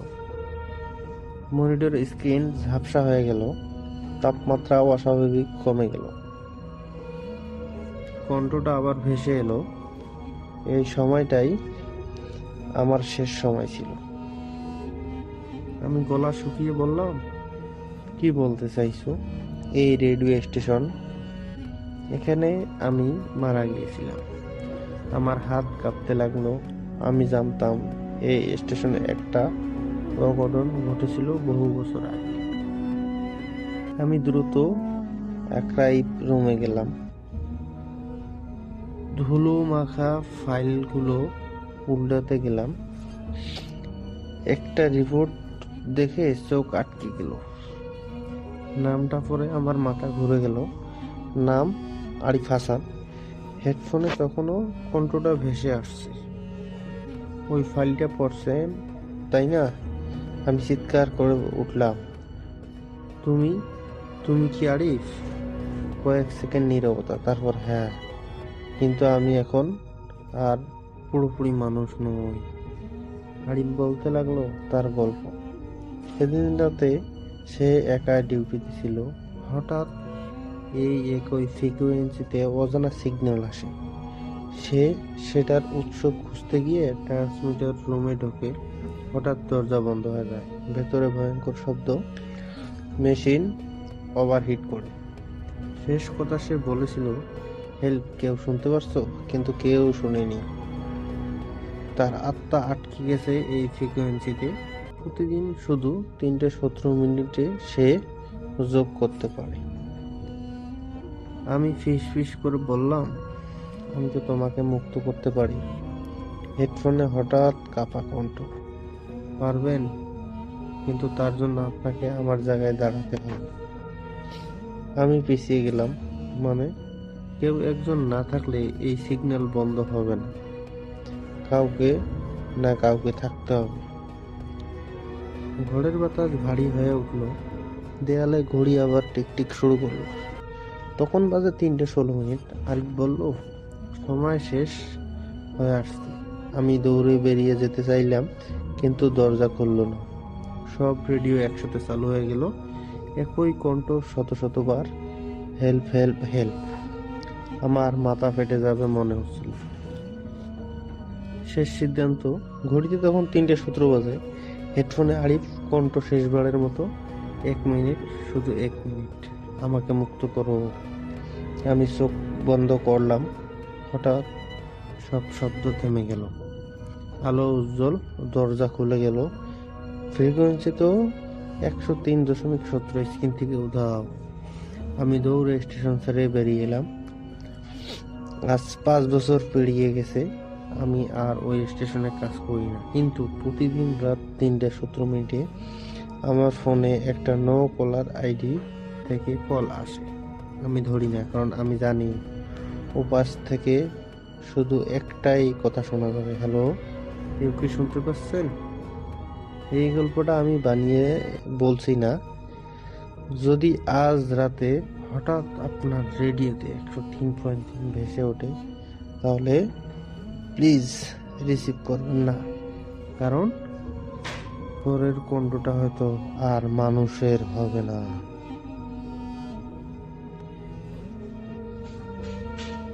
সো বাবু ভাই, ওয়েলকাম ব্যাক। আশা করছি যে ভালো ছিলেন। আমরা চলে যাব আপনার ঘটনায়। এই কাহিনীটি আমাদের সাথে শেয়ার করছে রোমেল, এবং রোমেল ঢাকা শহরের যে কোনো একটি রেসিডেন্সিয়াল এলাকাতে তারা থাকেন, এবং রেসিডেন্সিয়াল এলাকাটি এমন যে এই জায়গাটি বেশ কিছুদিন আগে করা হয়, এবং রোমেলরা যখন এই জায়গাটায় এসছে তখন এই জায়গাটা অলরেডি অনেক মানুষ পপুলেটেড হয়ে গেছে। তো তারা যে ফ্ল্যাটটি কিনেছিল, সেই ফ্ল্যাটটি কিনেছিল একজন মানুষের কাছ থেকে যিনি ঢাকা শহরে থাকতেন না, তিনি বিদেশে থাকতেন, এবং রোমেলের ভাই তার কাছ থেকে ফ্ল্যাটটি কেনেন। ফ্ল্যাটটি বেশ অনেকদিন লকড অবস্থায় পড়েছিল। তো যাই হোক, সেই ফ্ল্যাটটি কেনার পরে রোমেলরা সেই বাড়িটাতে ওঠেন, সেই ফ্ল্যাটটাতে ওঠেন, এবং ফ্ল্যাটটাতে সবকিছু গুছিয়ে তারা থাকা শুরু করেন। ফ্ল্যাটের মধ্যে তেমন কিছু রেনোভেট করা ছিল না। ফ্ল্যাট বেশ ভালো কন্ডিশনে ছিল। যারা ইউজ করেছিল, মানে যে তাদের পেরিয়ড মানে বন্ধ থাকার আগে যিনি ফ্ল্যাট ইউজ করেছিলেন তিনি বেশ পরিচ্ছন্ন ছিলেন, সেটা বোঝাই যায়। যাই হোক, ফ্ল্যাটটা তারা রোমেলরা থাকা শুরু করে, এবং রোমেলের যে রুমটা হয় সেটা হয় হচ্ছে পেছন দিকে, বাড়ির ফ্ল্যাটের পেছন দিকের যে রুমটা, বেডরুমটা, একটা বারান্দা সংলগ্ন একটা রুম থাকে, সেটা হচ্ছে রোমেলের বেডরুম। তো সেখানে তারা থাকা শুরু করে। বেশ বড় একটা ফ্ল্যাট, প্রায় 2400 স্কোয়ার ফিটের। তো সুতরাং দেখা যাচ্ছে যে ফ্ল্যাটের এই মাথা ওই মাথাতে বেশ খানিকটা ডিস্টেন্স। আর রোমেলের বড় ভাই তিনি ছিলেন মাস্টার বেডরুমে। মাস্টার বেডরুমটা হচ্ছে একদম সামনের দিকে, আর রোমেলের বেডরুমটা হচ্ছে একদম পিছনের দিকে, এবং মাঝখানে যে লিভিং রুমটা সেটা বেশ ফাঁকা। তো রোমেল একটা জিনিস খেয়াল করেছিল যে ফ্ল্যাটটাতে ওঠার পর, যে তাদের ফ্ল্যাটের যে ডাইনিং স্পেস আছে সেটার মধ্যে কর্নারে কিছু সুন্দর নকশা করা, ফ্লোরে দেখতে মনে হচ্ছে খুব আর্টিস্টিক, বাট বেশ উইয়ার্ড সেই নকশাটা ছিল। এবং সেটা হচ্ছে তাদের ওখানে সুন্দর টাইলস করা ছিল, সেই টাইলসের মধ্যে নকশাটা করা, আঁকা কোনোভাবে মনে হচ্ছে যে এটা তৈরি করা। তার কাছে মনে হয়নি যে এটা টাইলসের ডিফল্ট নকশা, তার কাছে মনে হয়েছে এটা এই নকশাটা করা হয়েছিল। তো তো যাই হোক, ফ্ল্যাটের মধ্যে এই একটা জিনিস তার কাছে খুব অবাক লাগে, এবং তার যে রুমটাতে সে থাকছে সেই রুমটার বাথরুমের মধ্যে সে কিছু এরকম সেম টাইপের টাইলসের উপর নকশা দেখেছিল, যেটা দেখে তার মনে হয়েছে যে এগুলা পরবর্তীতে করা হয়েছে, যেটা মানে আসলে টাইলসের ডিফল্ট নকশা না, বা এটা মানে অ্যাকচুয়ালি কাস্টমাইজ ভাবে করা হয়েছে। তো যাই হোক, এই জিনিসগুলা রোমেল খেয়াল করে, কিন্তু সে আসলে এটা আর গায়ে মাখে না। যাই হোক, তারা সেই বাসায় উঠে যায়। বাসা উঠে যাওয়ার পরে প্রথম দিন থেকেই রোমেলের কাছে বাসাটা কেমন একটা ডিফারেন্ট ভাইবের মনে হয়। ভাইব বলতে কি, বাসার মধ্যে ঢুকলেই তার কাছে অস্থির লাগা শুরু করতো, বেশ অস্থির লাগা শুরু করতো। মনে হতো যে এখানে মানে স্থিরতা বলতে কিছু নেই, কেমন জানি উসখুস উসখুস লাগতো। মনে হতো যে বাসার মধ্যে মানে কোনো কিছুই মানে সেরকম শান্তির একটা যে একটা এনভায়রনমেন্ট মানুষের কাছে মনে হয়, মানুষ নিজের বাসা থাকলে কিন্তু একটা শান্তি ফিল হয়, সেরকম কিছু নেই। তো যাই হোক, রোমেল প্রথম দিন যখন ঘুমাতে যায়, তার কাছে সারা রাত মনে হয় যে তাদের যে লিভিং রুম, সেই লিভিং রুমের মধ্যে কেউ হাঁটা চলা করছে। মনে হচ্ছে যে সেখানে সে পায়ের শব্দ পাচ্ছে বা কথা বলছে কেউ, এই ধরনের শব্দ সে পেতে থাকে। তো এক সময় তার মনে হয় যে না, আমি আসলে বাসাটায় আমরা তো খুব কম আছি, ভাই ভাবি আর আমি, মোস্ট প্রবাবলি হতে পারে যে এই কারণে আমার কাছে ভয় লাগছে, অথবা পাশের ফ্ল্যাটে হয়তো কথা বলছে। এরকম চিন্তা করে রোমেল ওই রাতটা অনেক কষ্ট করে ঘুমিয়ে যায়। তো ঘুমের মধ্যে সে বেশ একটা দুঃস্বপ্ন দেখে, এবং দুঃস্বপ্নটা বেশ ভয়ের ছিল। রোমেল যেটা বলেছে যে সে স্বপ্নের মধ্যে সে যেটা দেখে যে তার বাসার মধ্যে তার যে রুম, সে স্বপ্নে দেখছে যে সেখানে শুয়ে আছে সে একটা জায়গায়, এবং তার রুমে নক হচ্ছে, কেউ খুলছে না।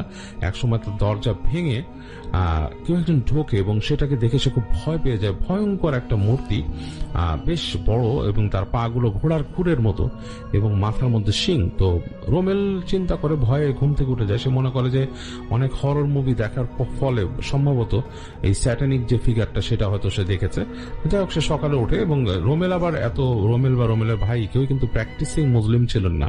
তারা বেশ অ্যাকচুয়ালি কালচারাল অ্যাক্টিভিটিসে মানে অভ্যস্ত ছিলেন, যেটাতে আসলে তারা ধর্ম নিয়ে চিন্তা ভাবনা খুব কমই করতেন রোমেল তখন। তো যাই হোক, যেটা হয় যে পরদিন সকালে সে তার যথারীতি নর্মাল কার্যক্রম সব করে, এবং এটা করতে করতে তার দিন চলে যায়, এবং সন্ধ্যা হয়ে যায়। একইভাবে আবার সেই রাত নেমে আসে, এবং রাতের বেলা সে তখন তার পিসি টিসি সব সেট আপ করে ঘরের মধ্যে সে বসে আছে, এবং সে তার পিসি চালাচ্ছে, এবং পিসিতে সে তার পার্সোনাল কাজকর্ম করছে। তো সে যেটা করে, হঠাৎ করে তার মনে হয় যে আমি একটু কফি খাবো। তো সে বের হয় রুমের থেকে, বের হয়ে তাদের কিচেনের দিকে যায়। তো সে যখন তার রুম থেকে বের হয়েছে, তখন তার কাছে মনে হয় যে তাদের যে ডাইনিং স্পেসের পাশে কিচেনের যে অংশটা, যেখান থেকে কিচেনে ঢুকে, সেই জায়গায় মনে হচ্ছে কেউ একজন সরে গেল, মনে হচ্ছে যে সামথিং মুভড ফ্রম দেয়ার। তো রুমের কাছে একটু ছ্যাত করে লাগে, কারণ সে তার ভাই ভাবির যে বেডরুমের দরজাটা সেটা দেখেছে লাগানো, সেটা কিন্তু পুরো লাগানো। এখান থেকে দেখা যাচ্ছে অন্ধকার লাগানো, কিন্তু এখানে বলছে কেউ সরে গেল। তো তার কাছে একটু ছ্যাত লাগে, কারণ ওই বাসার মধ্যে আর কেউ নেই, কোনো সার্ভেন্টও নেই তাদের। তো রুমেল যেটা করে, সে আস্তে করে লাইটটা জ্বালায় আস্তে আস্তে কিচেনের দিকে যায়, দেখে কেউ নাই, কিচেনের মধ্যে কেউ নাই, কিচেন খালি। যাই হোক, সে কিচেন থেকে তার কফি বের করে, মাগ বের করে, এবং কফির সে ক্যানটা এবং মাগটা নিয়ে, সে ইনস্ট্যান্ট কফির একটা ক্যান ছিল, মাগ ছিল, এবং সাথে তার ক্রিমার আর হোয়াটএভার সেগুলো সব নিয়ে সে আস্তে করে তার রুমে চলে আসে। সে আর ওইখানে কফি বানায় না।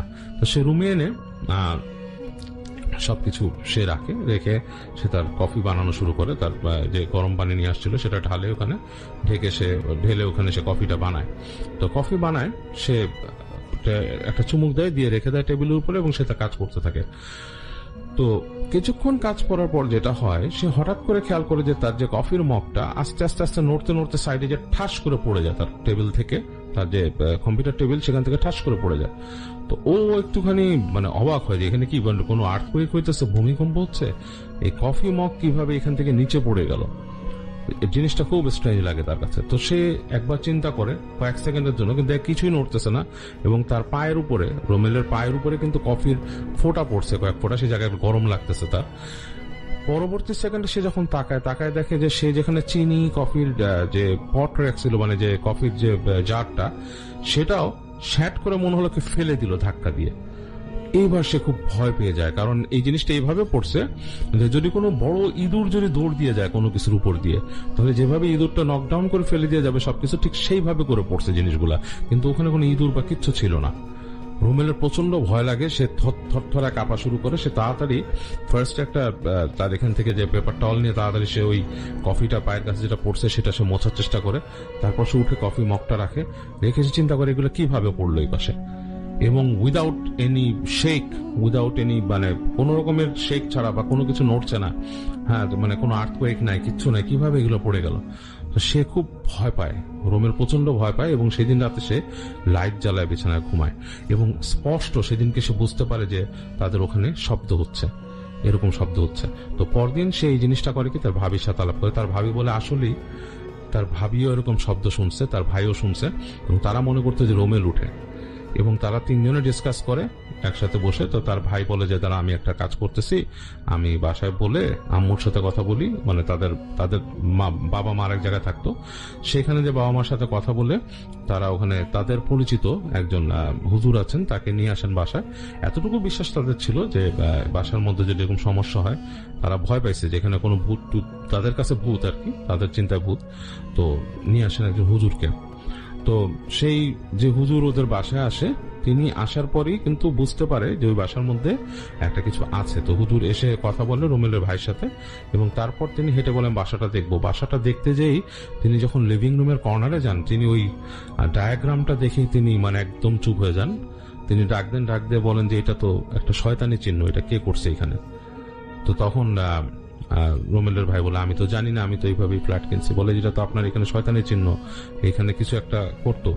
যাই হোক, এটা তো আসলে করতে গেলে আপনার এটা সরাইতে হবে, এই জিনিসটা এখানে কেউ কিছু করতো। তো উনি বলে যে আমি এখানে একটা কাজ করব, আমি এখানে আমার সাথে আরেকজন হুজুর আছে তাকে নিয়ে এসে বসবো আর কি, আরেকজন আলেম আছে তার সাথে বসবো, বসে আমরা দেখবো যে এখানে আপনার এখানে কি ধরনের এনার্জি আছে। আমি একা মনে হয় পারবো না, কারণ যাকে নিয়ে আসছিল, যেই আলেমকে ওনারা নিয়ে আসছিল, তিনি কিন্তু একটু ইয়াং এবং উনি এনার্জেটিক এবং উনি বেশ আন্ডারস্ট্যান্ডিং একজন আলেম, উনি অনেক কিছু নিয়ে জানেন বোঝা যায়, এবং এই জিনিসটা রোমেলের আব্বাই রেফার করে ওনাকে দিছিল। তো যাই হোক, তিনি একটা প্রাইভেট ইউনিভার্সিটিতেও পড়তেন, এবং তিনি এসে ডিটেক্ট করেন যে ওই যে নকশাটা, এটা একটা স্যাটানিক নকশা। যাই হোক, তিনি পরবর্তীতে আরেকজন আলেমকে নিয়ে আসেন ওনাদের বাসা, এবং ওনারা দুজন মিলে বসেন, বসে বলে যে আমরা এখানে বসে কিছুক্ষণ মানে আমাদের মতো করবো আর কি, দোয়া পড়বো এবং চিন্তা করবো।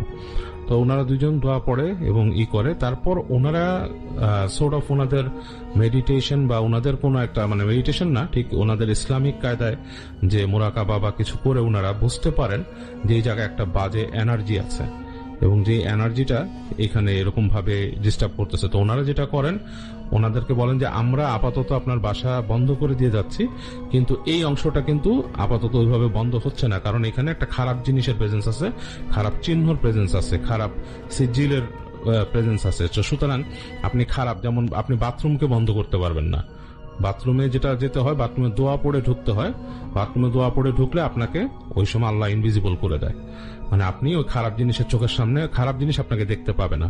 কিন্তু এই যে চিহ্নটা যেখানে আছে, যেখানে আঁকা আছে, এটা হচ্ছে ইটস লাইক এ বাথরুম, এটা একটা বাথরুমের মতোই নোংরা হয়ে গেছে জায়গাটা। একইভাবে তারা ওই যে বাথরুমগুলো দেখছে, দেখার পর বলছে, রোমেলের বাথরুম দেখে বলছে এখানেও কিন্তু চিহ্ন আঁকা আছে, এবং আপনার বাথরুমেও সম্ভবত আছে, এবং এই যে এখানে থাকতো সে কোনো কালো জাদু করতো এবং কালো জাদুর চর্চা করতো। তো রোমেলের ভাই তো মাথা খারাপ হয়ে যায়, কারণ তাকে এগুলা বলছে এটা আপাতত করা সম্ভব না, আমরা মোটামুটি আপনার একটা জায়গাগুলো ব্লক করে দিয়েছি, রাত্রেবেলা বাথরুমে গেলে দোয়া পড়ে যাবেন, আর যদি খারাপ কিছু এক্সপিরিয়েন্স করেন হয়তো আরো খারাপ কিছু হতে পারে আপনাদের এখানে, কারণ যেহেতু আপনারা এখন আমাদের দিয়ে এটা বাধাচ্ছেন বা বন্ধ করতেছেন। তো রোমেলের ভাইয়ের মাথা খারাপ হয়ে যায়, সে খুব রাগ করে, সে কিছু করার নাই এখন যদিও। তো হুজুর তাদেরকে বলে দিয়ে যায়, আলেম যারা ছিলেন, যে এই দোয়া পড়বেন, এইরকম করবেন, বাথরুমে যাওয়ার সময় দোয়া পড়বেন, আর এই তো যেটা হয় ওনারা বলেন, এবং বলে যে এই টাইলস গুলো রিমুভ করেন। তো রোমেলের ভাই তো ওইটা রিমুভ করার জন্য তিনি লোক ঠিক করা শুরু করেন, বাট এর মধ্যে যেটা হয়, ওই দিন রাতের বেলা প্রচন্ড রকমের অত্যাচার শুরু হয় তাদের বাসায়, এবং অত্যাচারটা এরকম, মূলত এটা হয়েছে রোমেলের ওখানে বেশি হয়েছে অত্যাচারটা, কারণ রোমেলের ভাইয়ের বাথরুমের মধ্যে আর ওই চিহ্নগুলো পাওয়া যায়নি, তিনি কিন্তু আসলে এটা পায়নি। তো সুতরাং ওনার রুমটা মোটামুটি ব্লক ছিল। যেটা হয়, রোমেলের দরজার সামনে এসে রাতের বেলা ধুম করে তার বেডরুমের দরজায় নক শুরু হয়, এবং রোমেল যখন নাকি জিজ্ঞেস করে, চিৎকার করে এটা ভয় কে, ওইখান থেকে একটা নারী কণ্ঠে তাকে বলতেছে, তুই আমাকে আটকানোর চেষ্টা করছিস, তোকে শেষ করে ফেলবো, এরকম একটা নারী কণ্ঠে সে শব্দ শুনে। বাট শব্দটা একটু ডিফারেন্ট ভারী নারী কণ্ঠের, যেটা নাকি বলছে সাধারণ একটা মেয়ে মানুষ বললে যেরকম হবে সেরকম না। রোমেল প্রচন্ড ভয় পায়, কিন্তু তাকে সেই আলেম বলে গেছিল যে আপনি শরীর বন্ধ করে চুপচাপ শুয়ে থাকবেন, আপনি ওখান থেকে নড়বেন না। আর রোমেলকে কিন্তু সলিউশন দিচ্ছে, বলছে আপনাদের সবাইকে নামাজ পড়তে হবে, এটা কিন্তু একদম মাস্ট জিনিস আপনাদের এইসব থেকে বাঁচতে গেলে। আপনারা মুসলিম, আপনাদের নামাজ পড়তেই হবে, এটা মাস্ট। আর রোমেলকে বলছিল বাথরুমে যেতে গেলে অবশ্যই দোয়া পড়ে ঢুকবেন। তো রোমেল চিন্তা করে যে বাথরুমে ঢুকবো না। তো রাত্রেবেলা তার রুমের মধ্যে যখন নাকি এরকম দরজা ধাক্কায় বলতেছে যে তোকে শেষ করে ফেলবো, তুই আমাকে আমার এখানে করতে আসছিস, আমাকে সরাইতে আসছিস এখান থেকে। তো রোমেল প্রচন্ড রকমের ভয় পায়, সে আসলে তার নার্ভাস ব্রেকডাউন হওয়ার মতো একটা অবস্থা হয়। রাতের বেলা সে প্রচন্ড কুকড়ে থাকে, দোয়া পড়তে থাকে এবং সে একটু পর দরজার মধ্যে নখ শুনতে পায়। এবং এটা একটা জিনিস রোমেল বলছে যে দিস ইজ সো ক্লিয়ার ভাইয়া, যে আমি একদম নখ শুনছি, গলার সাউন্ড শুনছি, সো কোনো একটা এন্টিটি যেটাই হোক সেটা এরকম নক করছে এবং এরকম কথা বলছে আমার সাথে। এবং পরদিন সকালে যখন রোমেল উঠে, রোমেল ওই দিন রাতে আর উঠেই না, দোয়া পড়ে শুয়ে থাকে খাটের মধ্যে শরীর বন্ধ করে। পরদিন সকালে উঠে দেখে যে তাদের যে লিভিং রুমের পাশে যে ডাইনিং স্পেসের একটা জায়গা রাখছিল, সেখানে শেলফের মধ্যে সব এলোমেলো পড়ে আছে। তো রোমেলের ভাই তখনই সকালবেলায় উঠে চলে যায়, যে সে নিয়ে আসে ওখান থেকে টাইলসের মিস্ত্রি, এবং নিয়ে আসে এবং সেই টাইলস গুলো ভেঙে উঠায় ফেলে, বলে যে পরেরটা পরে, আগে এটা উঠায় ফেলবো। তো ওগুলা ভেঙে উঠায় ফেলে তারা, এবং ওখানে উঠানোর পর সেই টাইলসের নিচে তারা কিছু তাবিজ টাইপের পায় রাখা, কিছু রকম কাইন্ড অফ লাইক অ্যামুলেটস টাইপের ওখানে রাখা ছিল। এবং পরবর্তীতে আসলে এগুলো সরায় ফেলে তার ভাই আবার সে আলেমদের ডাকে, আলেমরা এসে ওদের বাসা বাড়ি বন্ধ করে দেয়। এবং তার পরবর্তীতে রোমেলের ভাই খবর পায়, ওই ফ্ল্যাট সম্বন্ধে যখন খবর নেয়, পরে শুনতে পায় যে ওই ফ্ল্যাটে যে লোক বিক্রি করছে তার ওয়াইফ ছিল হচ্ছে আসলে একটা মানে এরকম ব্ল্যাক আর্ট চর্চাকারী মহিলা, এবং সে এরকম সিজিল রাখতো এবং সে এরকম ব্ল্যাক আর্ট চর্চা করতো এবং অনেক একটা ব্ল্যাক আর্ট চর্চাকারী অর্গানাইজেশনের সাথে সে মিশতো। এবং সে নাকি প্রচন্ড ফ্রাস্ট্রেটেড হয়ে সেই ফ্ল্যাটে সুইসাইড করে মারা গেছিল। এবং ব্যাপারটা পরবর্তীতে এমন হয়ে যায় লোকটা নাকি প্রচন্ড রকমের মানে প্রবলেমে পড়ে পরবর্তীতে তার ওয়াইফকে নিয়ে, এবং সে নিজেও তো এগুলোর সাথে ইনভলভ ছিল কিছুদিন। পরবর্তীতে সে ফ্ল্যাট বন্ধ করে সে বিদেশ চলে যায়, এবং এই ফ্ল্যাটটা সে তার ম্যানেজারের মাধ্যমে এবং একজন ব্রোকারের মাধ্যমে রোমেলের ভাইয়ের কাছে বিক্রি করায়। যাক, রোমেলের ভাই এগুলো শোনার পর সে তো খুবই ভয় পায়, এইসব উঠাই দিয়ে উনি ওই যে আলেমদের এনে ঘর বন্ধ করে, এবং আলেমরা পরে বলে যে আপনি চিন্তা করেন না, কারণ কারো আত্মা এসে আপনাকে বদার করবে না। এখানে যেটা হইতো যে এখানে ব্ল্যাক আর্ট চর্চা করতো, এবং ব্ল্যাক আর্ট চর্চার ফলে যে মহিলাটা ছিল উইচ টাইপের হয়ে গেছিল, তার যে সাথে যে জিনরা বা ব্যাড এনার্জি গুলো ছিল সেগুলো আপনার এখানে এসে সমস্যা করতো। এবং আপনার এখানে যেহেতু সিজিল আঁকা ছিল বিভিন্ন রকমের, এবং এইটার মাধ্যমেই তারা এখানে আসতো, তারা একটা বাজে একটা এনার্জি ক্রিয়েট করতে আসতো, ভোরটেক্স, একটা ডোর ওপেন হইতো তাদের জন্য এখানে আসা, এবং এসে এগুলা করতো, এবং তারা চাইতো না এখানে কেউ আসতো। এবং আপনারা তো আসলে প্র্যাকটিসিং ছিলেন না, আপনারা যখন আমাদেরকে আনলেন, আমরা দোয়া করলাম, তখন থেকে কিন্তু আরো বেশি হলো। তো এখন আমরা পুরাই বন্ধ করে দিতেছি, এবং আপনার এখানে আমরা একটা দোয়া মাহফিল করে যাব, এবং আপনারা কিন্তু নামাজ পড়বেন সবসময়, দোয়া প্র্যাকটিস রাখবেন, ঘরের মধ্যে সবসময় দোয়া পড়বেন, নামাজ পড়বেন, তেলাওয়াত করে নামাজ পড়বেন, তাহলে আর সমস্যা হবে না। তো রোমেলের ভাই পরবর্তীতে মোটামুটি প্র্যাকটিসিং হয়ে যায়, রোমেল ভালো মতনই হয়ে যায়, ওর ভাই মোটামুটি হয়, বাট রোমেল মোটামুটি ভালোই প্র্যাকটিসিং একজন মুসলিম হয়, এবং তারা মোটামুটি এই দোয়া চর্চাগুলো সবসময় ঘরে রাখে। এরপর থেকে ওইরকম প্রবলেম আর পায় নাই, যদিও হালকা পাতলা প্রবলেম পেতো, তারা হুইসপারিং পেতো ঘরের মধ্যে, দেখা যেত যে যদি ঘরে সালাম দিয়ে না ঢুকতো তাহলে সমস্যা হতো, তারপর এই ধরনের প্রবলেম গুলো পেত। তো আপাতত এখন অনেকটাই বেটার তাদের ওই বাসাটা। তো রোমেলের ভাই একবার চিন্তা করছিল ফ্ল্যাটটা বিক্রি করে দিবে, তো তারপরও যখন এই প্রবলেম গুলো কমে আসছে তখন তিনি আস্তে ধীরে চিন্তাটা ছেড়ে দিচ্ছেন। ফ্ল্যাটটার এলাকাটা বেশ সুন্দর এবং লোকেশনটাও সুন্দর এর জন্য। তো যাই হোক, এইভাবেই আছে রোমেলরা, এখন ওরকম প্রবলেম নাই, খুব সামান্য এদিক ওদিক হয় হঠাৎ চটাৎ, বাট বাসা এখন মোটামুটি ভালো আছে তাদের। তো এই ছিল রোমেলের ঘটনা। থ্যাংক ইউ সো মাচ আপনার ঘটনার জন্য, আপনাকে অনেক ধন্যবাদ। এবং আমি এখন যেটা করব সেটা হচ্ছে চলে যাব সরাসরি আমাদের পরবর্তী যে অতিথি আছেন তার কাছে। তো আজকে আমি আপনাদের সাথে যে গল্পটি শেয়ার করব সেটি হচ্ছে আমার বন্ধুর নানির কাছ থেকে শোনা। আমার বন্ধুর নাম হচ্ছে রাকিব। ভার্সিটিতে ওঠার পরে আমি, আমার বন্ধু রাকিব এবং আরো কয়েকজন বন্ধু বান্ধব মিললে বিভিন্ন জায়গায় আড্ডা দিতাম। আড্ডায় অনেক কথা হতো, অনেক বিষয় নিয়ে কথা হতো, ভূত নিয়ে মাঝে মাঝে কথা হতো। তো একদিন আমরা রাকিবের বাসায় রাত্রেবেলা ছাদে আড্ডা দিচ্ছিলাম, তখন আড্ডার কথায় ভূতের কথা ওঠে। তো আমরা ভূত এফএম এর পুরনো একটি এপিসোড প্লে করে শুনছিলাম। তো তখন আমার বন্ধু রাকিবের নানু আসলেন আমাদের কাছে এবং বসলেন। উনিও আমাদের সাথে ভূত এফএম এর পুরনো এপিসোড শুনছিলেন। তো এপিসোড শুনতে শুনতে এক পর্যায়ে নানু আমাদেরকে বলেন যে উনার জানা গ্রামের একটি ঘটনা আছে।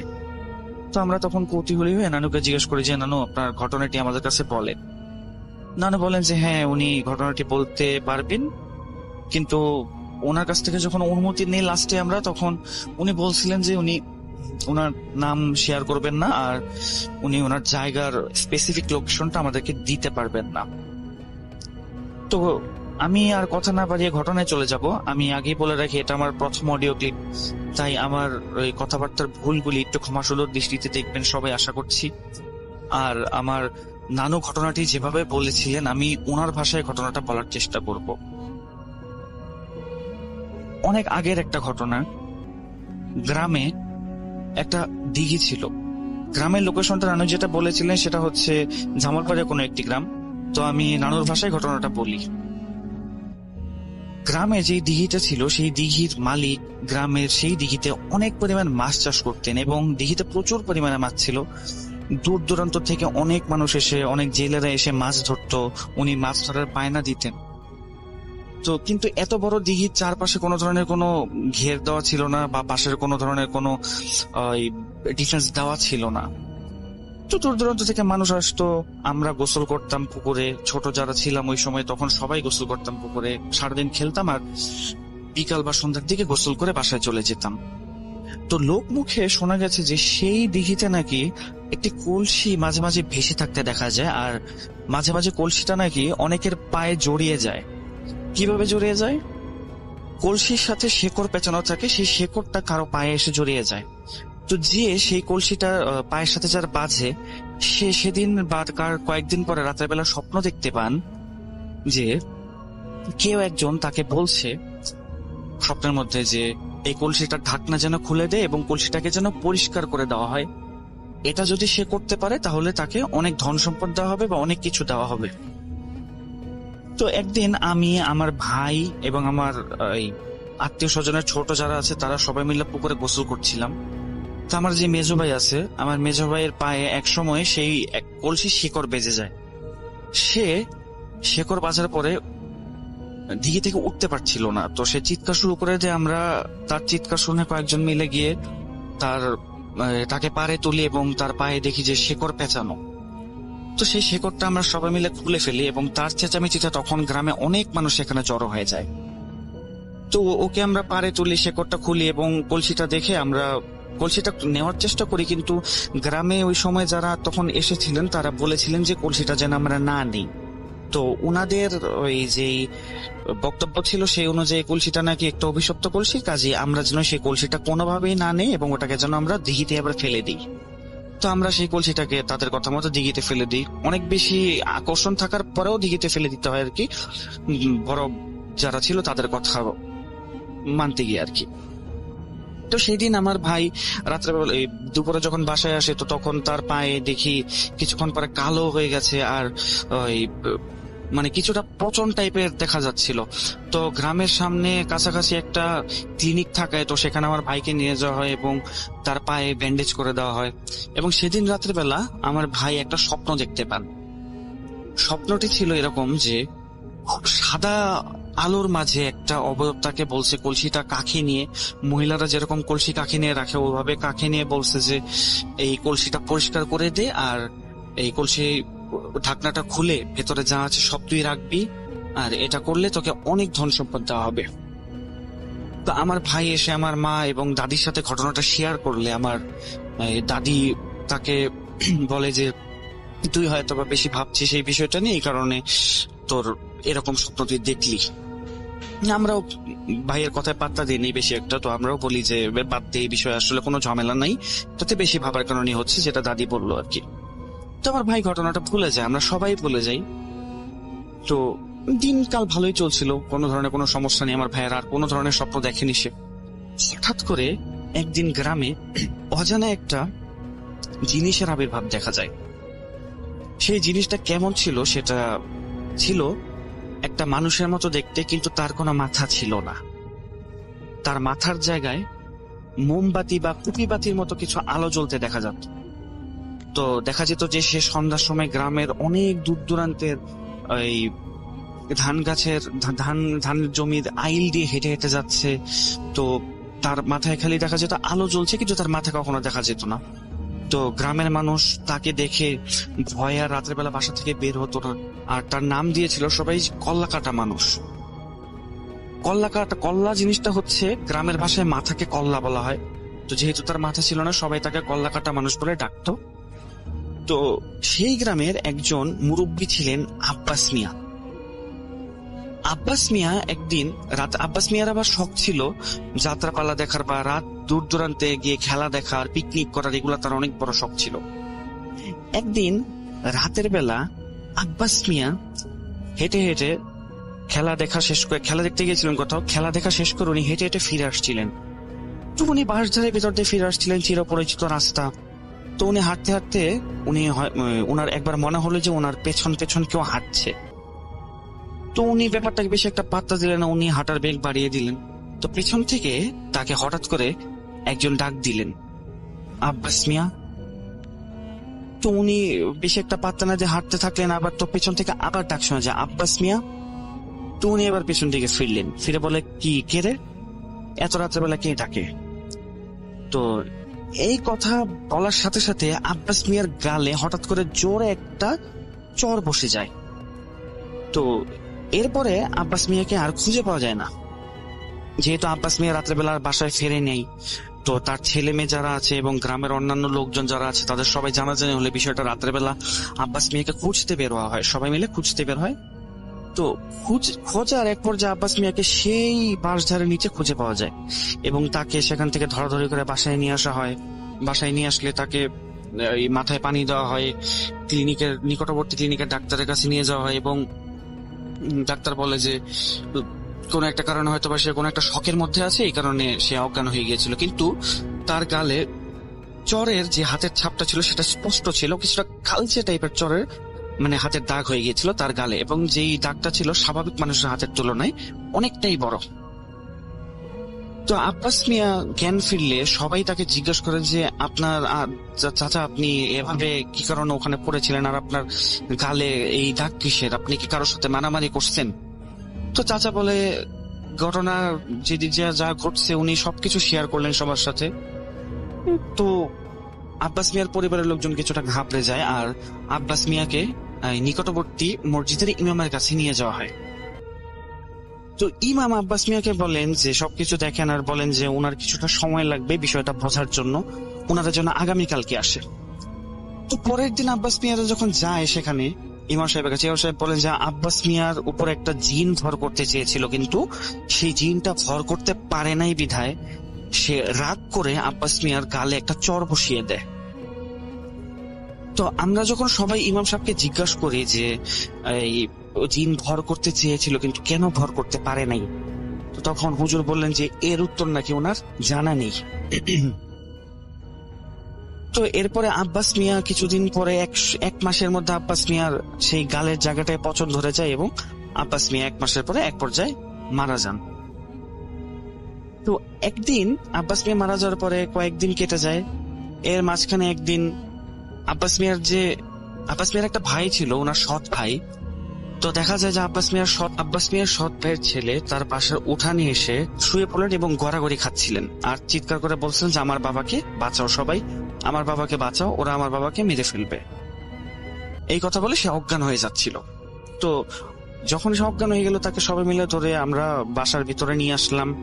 নিয়ে আসার পরে তার গায়ে পানি ছেটালাম, মাথায় পানি ছেটালাম। তার জ্ঞান ফিরলে সে বলে যে একদিন আব্বাস মিয়া মারা যাওয়ার আগে প্রায় 1.5-2 মাস আগে সে সেই পুকুর দিঘিতে গোসল করতে নামে এবং তার পায়েও নাকি সেম ভাবে শেকড় আটকে যায় এবং সেই কলসিটা আটকে যায়, এবং তাকেও নাকি স্বপ্ন দেখানো হয় যে কেউ একজন তাকে কলসি কাকে নিয়ে বলছে যে কলসিটার ঢাকনা খুলে দে আর কলসিটা পরিষ্কার করে দে, বিনিময়ে অনেক ধনরত্ন পাবি এবং তোর খুব ভালো হবে।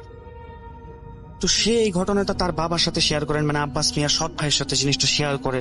তো আব্বাস মিয়ার সৎ ভাই তাকে বলে যে এসব কিছু না, এসব তোর মনের ভুল। গ্রামের মানুষ অনেক কথাই তো বলে, এই কারণে এটা তোর মনের ভুল।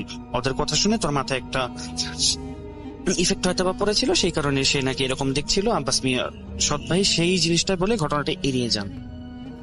কিন্তু এর 5-7 দিন পরে আব্বাস মিয়ার যে ভাই ছিল, সৎ ভাই, উনার আচরণে তার পরিবারের লোকেরা কিছুটা অন্যরকম জিনিস দেখতে পারলেন। যে উনি একা একা থাকেন, রাত হলে সেই দিঘির পাড়ে চলে যান, কার সাথে যেন কথা বলে সারা রাত, ভোরবেলা বাসায় ফেরে নামাজ পড়ে ঘুমিয়ে যায়। তো একদিন সবাই দেখলো যে আব্বাস মিয়ার সৎ ভাই ঘরের ভিতরে বসে আছে, কিন্তু ঘর থেকে এক জোরে একটা চিৎকারের আওয়াজ আসলো। তো চিৎকার আওয়াজ শুনে সবাই আব্বাস মিয়ার সৎ ভাইয়ের রুমে গেল। রুমে গিয়ে দেখে রুমটা তো ভেতর থেকে লক ছিল। তো সবাই অনেক ডাকাডাকির পরে রুমটা যখন দেখা যায় আব্বাস মিয়ার সৎ ভাই খুলছে না, তখন রুমের তালা ভেঙে সবাই ঢুকে। তো ঢোকার পরে দেখে যে আব্বাস মিয়ার সৎ ভাই উলঙ্গ অবস্থায় পড়ে আছে এবং তার গায়ে অনেক নখের আঁচড়। তো এরপরে তাকে ডাক্তারের কাছে নিয়ে যাওয়া হয় এবং মসজিদের ইমামের কাছে নিয়ে যাওয়া হয়। ডাক্তারের ট্রিটমেন্ট শেষে মসজিদের ইমামের কাছে গেলে আব্বাস মিয়ার ভাই ইমাম সাহেবের কাছে তার একটা অপকর্মের কথা স্বীকার করে। সে অপকর্মটা কি ছিল? সেই অপকর্মটা ছিল আব্বাস মিয়ার সৎ ভাই তার ছেলের কাছ থেকে সেই পুকুরের কথা শুনে পরের দিন তিনি পুকুরে জাল ফেলেন। অনেকক্ষণ জাল ফেলার পরে উনার হাতে সেই কলসিটি ধরা দেয়। উনি কলসিটি নিয়ে রাতের বেলা বাসায় চলে আসেন এবং সকালবেলা সবার চোখ এড়িয়ে কলসিটি নিয়ে উনি কামারের দোকানে যান। কামারের দোকানে গিয়ে উনি বলেন এই কলসিটার মুখটা খুলে দিতে এবং কলসিটা পরিষ্কার করতে। তো কামার কলসিটা নিয়ে কলসিটা পরিষ্কার করে এবং মুখটা খোলে। মুখটা খোলার পরে ওনারা দেখতে পান যে কলসির ভেতরে কিছু কাপড় চোপড় অনেক পুরাতন আর লাল কালারের 3-4টা বলের মতো স্পঞ্জ টাইপের কিছু উনি দেখতে পান। তো এটা দেখে উনি খুব রেগে যান, কারণ ওনার যে স্বপ্নটা উনি দেখেছিলেন যে অনেক ধনরত্ন দেওয়া হবে বা লোক মুখে শুনেছিলেন অনেক ধনরত্ন থাকবে ওটার ভিতরে, তেমন কিছু না থাকায় উনি খুব রেগে যান এবং কলসিটিতে একটা লাথি দিয়ে কলসিটাকে দূরে ফেলে দেন। তো এর মধ্যে থাকা ভেতরে যে জিনিসগুলো ছিল কাপড় চোপড় গুলো বেরিয়ে পড়ে এবং স্পঞ্জের মতো জিনিসগুলো শক্ত অনেকদিন থাকা শক্ত হয়ে গেছিল, কয়েকটা জিনিস ভেঙে যায়। তো আব্বাস মিয়া সৎ ভাই কলসিটা ওখানে ফেলে চলে আসেন রাতের বেলা আর ঘুমিয়ে পড়েন।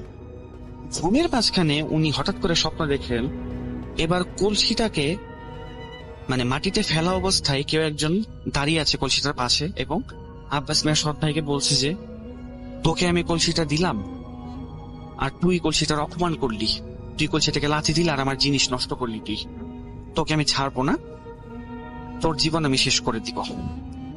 এই কথা শুনে আব্বাস মিয়ার সৎ ভাই ভয় পেয়ে যান এবং উনি পরের দিন গ্রামের এক কবিরাজের সাথে যোগাযোগ করেন।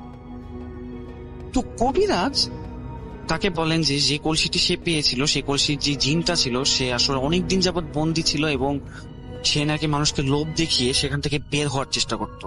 কিন্তু সেখানে তার কিছু মূল্যবান জিনিসপত্র ছিল যেগুলো আব্বাস মিয়ার সৎ ভাই লাথি মারার কারণে নষ্ট হয়ে যায়। এই কারণে জিনটি নাকি খুব রেগে যায় এবং আব্বাস মিয়ার সৎ ভাইয়ের ফ্যামিলির উপরে ক্ষতি করার চেষ্টা করবে। তো আব্বাস মিয়ার সৎ ভাই তখন কবিরাজের কাছে একটা সলিউশন চান। তো সলিউশন অনুযায়ী কবিরাজ বলে যে আমি আগামীকালকে আসবো, কিন্তু এই সলিউশন আমি বের করবো, কিন্তু আমাকে অনেক টাকা দিতে হবে। আব্বাস মিয়ার টাকার অভাব না থাকায় সে রাজি হয়ে যায়। তো পরের দিন কবিরাজ আসে এবং বলে যে এই সমস্যার সমাধান করতে হলে রক্তের সম্পর্ক আছে এমন কারো উপরে সেই জিনটাকে চালান দিতে হবে। তো আব্বাস মিয়ার সৎ ভাই কিছুক্ষণ ভাবার পরে আব্বাস মিয়ার কথা তার মাথায় আসে।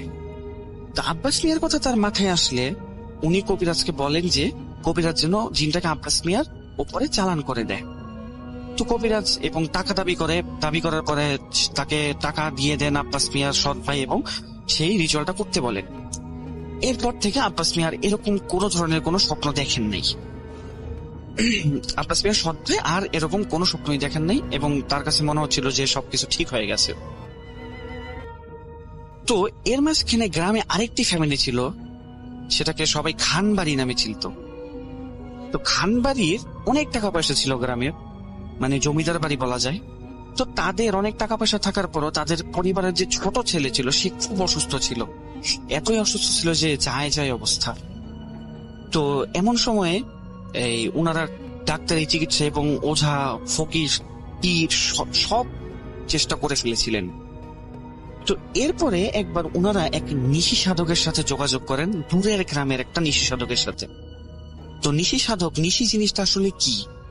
নিশি হচ্ছে এমন একটা রিচুয়াল যেই রিচুয়ালের মাধ্যমে প্রায় মারা গেছে এমন কোনো ব্যক্তির জন্য একটা রিচুয়াল করে একটা ডাব হাতে নেওয়া হয় এবং ডাবের মাথাটা কেটে সেটার উপরে কাপড় দিয়ে বাড়িতে বাড়িতে ঘোরা হয় এবং পরিচিত মানুষের নাম ধরে 2 বার ডাকা হয়।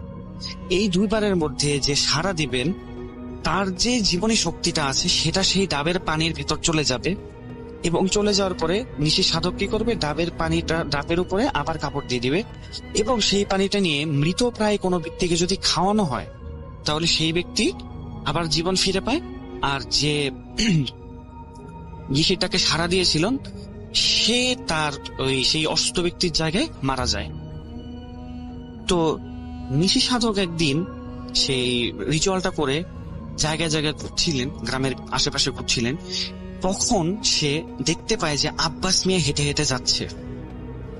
আব্বাস মিয়া, সেই যে আব্বাস মিয়াকে ডাক দিয়েছিল 2টা ডাক, আব্বাস মিয়া আব্বাস মিয়া, সেটি আসলে ছিল এই নিশি সাধকের ডাক। আব্বাস মিয়া যখন খেলা দেখে ফিরছিলেন তখন সেই নিশি সাধক আব্বাস মিয়াকে ডাকার কারণে আব্বাস মিয়ার জীবনী শক্তি সেই ডাবের পানিতে চলে যায় এবং আব্বাস মিয়ার সৎ ভাই যে জিনটাকে আব্বাস মিয়ার উপরে মানে চালান করেছিলেন সেই জিনটি তখন আর আব্বাস মিয়ার উপরে ভর করতে পারে না। কেন পারে না? আব্বাস মিয়ার জীবনী শক্তি যেহেতু সেই ডাবের পানিতে চলে গিয়েছিল, কাজে আব্বাস মিয়ার উপরে ভর করে সেই জিনের আর কোনো লাভ হতো না। কাজেই সেই জিনটি আব্বাস মিয়ার উপরে ভর করতে না পারে প্রচন্ড রেগে যায় এবং আব্বাস মিয়াকে চড় দিয়ে আব্বাস মিয়ার গালে একটা দাগ বসিয়ে দেয় এবং সেই কারণে আব্বাস মিয়া মারা যায়। তো জিনটি আব্বাস মিয়ার উপরে ভর করতে না পারার কারণে সেই জিনটি আবার প্রচন্ড পরিমাণে রেগে যায় এবং আব্বাস মিয়ার সৎ ভাইয়ের উপরে আবার সে আসে এবং রাত্রে স্বপ্ন দেখায় যে তোরা আমাকে কথা দিয়েছিলি যে ওর উপরে আমাকে ভর করতে দিবি, অর্থাৎ আব্বাস মিয়ার উপরে ভর করতে দিবি বা আব্বাস মিয়ার জানটাকে দেওয়া হলো, কিন্তু যেহেতু কথা অনুযায়ী, প্রতিশ্রুতি অনুযায়ী সেই কাজটি হয়নি, তো জিনটি রেগে যায় এবং বলে যে মানুষের মতো আমরা প্রতিশ্রুতি ভঙ্গ করি না এবং তোর ফ্যামিলি এবার মরবে, আগে তুই মরবি। তো আব্বাস মিয়ার সৎ ভাই তখন খুব ভয় পেয়ে যায় এবং সে মসজিদের ইমামের কাছে যান। এবার সে এই কবিরাজের কাছে না গিয়ে মসজিদের ইমামের কাছে গিয়ে সব ঘটনা শেয়ার করেন এবং ইমাম সাহেব তাকে শুরুতেই বলেন যে আব্বাস মিয়ার সৎ ভাই যে কাজটি করেছেন সেটি অতি জঘন্য একটি কাজ, এটার জন্য উনি কখনোই মাফ পাবেন না, আর হুজুর এই বিষয়ে আব্বাস মিয়ার সৎ ভাইকে কোনো প্রকার কোনো সহযোগিতা করতে পারবেন না। তো এই কথা শুনে আব্বাস মিয়ার সৎ ভাই সেদিন বাসায় চলে আসেন এবং সেই কবিরাজের সাথে দেখা করতে যান। কবিরাজা বলে যে সে এই বিষয়ে আর কিছুই করতে পারবে না, জিনটি খুব শক্তিশালী এবং এই যেহেতু তারা কথার খেলাফ করেছে এখানে তার আর কিছুই করার নেই। তো এরপরে আব্বাস মিয়ার আচরণ চেঞ্জ হয়ে যায়, উনি নিজের মাথার চুল নিজে ছিঁড়ে ফেলতেন, রাতের বেলা একা থাকতেন, রুম থেকে কিছু খাওয়ার আওয়াজ পাওয়া যেত এবং ভেতরে গেলে দেখা যেত মরা ইঁদুর, তারপরে মরা বিড়াল মারা থাকতো, বিড়াল মেরে বিড়াল এর পেট থেকে মাংস খুলে খাওয়া হতো, খাওয়া অবস্থায় বিড়াল পাওয়া যেত। অনেকের বাসার মুরগি চুরি হয়ে যেত, মুরগি চুরি হয়ে গেলে মুরগিগুলি পাওয়া যেত আব্বাস মিয়ার ঘরের ভিতরে এবং আব্বাস মিয়ার ঘরটা এত বাজে একটা গন্ধ ছিল কেউ সেখানে ঢুকতে চাইতেন না। তো এরকম অবস্থা আব্বাস মিয়ার শরীরের অবস্থাও খারাপ হয়ে যায়। তো একদিন আব্বাস মিয়ার ছোট ছেলে রাতের বেলা আব্বাস মিয়ার ঘর থেকে এরকম হাড় চাবানোর শব্দ শুনতে পান এবং ঘরের ভিতরে গিয়ে দেখেন যে আব্বাস মিয়া একটা মুরগির গলা ছিঁড়ে মাথা আলাদা করে সেই মাথাটা খাচ্ছিলেন এবং হাড়গোড়ের শব্দ হচ্ছিল। এটা দেখে উনি আব্বাস মিয়ার সৎ ভাইকে ডাক দেন যে বাবা তুমি এটা কি করছো? তো আব্বাস মিয়ার সৎ ভাই কি করে দৌড়ে এসে তার ছেলের গলা চেপে ধরে আর বলে যে মরবি, সবাই মরবি, এই কথা বলে অজ্ঞান হয়ে যায়। তখন আব্বাস মিয়ার ছেলে দৌড়াদৌড়ি করে চিৎকার করে পাড়ার সবাইকে জানায় এবং সকালবেলা যখন দেখা যায় যে ইমাম সাহেবের হুজুরের কাছে তারা যায়, ইমাম সাহেব তাদেরকে বলে যে আব্বাস মিয়া অলরেডি ঘটনাটা তাকে বলেছিলেন এবং হুজুর এই বিষয়ে তাকে কোনো সহায়তা করতে পারবেন না। তখন সে দৌড়ে চিৎকার করতে থাকে এবং বাসার সবাইকে জানায়, গ্রামের সবাইকে জানায় বিষয়টা। তো পাশের গ্রাম থেকে গ্রামের লোকের একটা কবিরাজ নিয়ে আসে এবং কবিরাজ বলে যে তার কিছু জিনিসপত্র লাগবে এই জিনিসটা ঠিক করতে।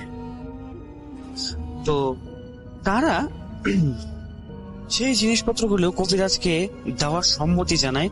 তখন তারা জিজ্ঞেস করে কবিরাজকে যে তার কি কি জিনিসপত্র লাগবে। তো কবিরাজ তাদেরকে বলে যে তার একটা খাসি লাগবে, 1 কিলোমিটার দূরত্ব আছে এমন 3টা কবরস্থানের মাটি লাগবে, সরিষার তেল লাগবে এবং মোমবাতি এবং আরো কিছু জিনিসপত্র লাগবে বলে সে জানায়। যথারীতি পরের দিন মাগরিবের পরে কবিরাজ আসেন। কবিরাজ আসার পরে উনি আব্বাস মিয়ার ছেলেদেরকে বলেন যে দেখো, আমরা যে কাজটি করতে যাচ্ছি তা অনেক ভয়ানক একটি কাজ এবং এর জন্য অনেক ক্ষতিও হতে পারে, তোমরা কি রাজি আছো?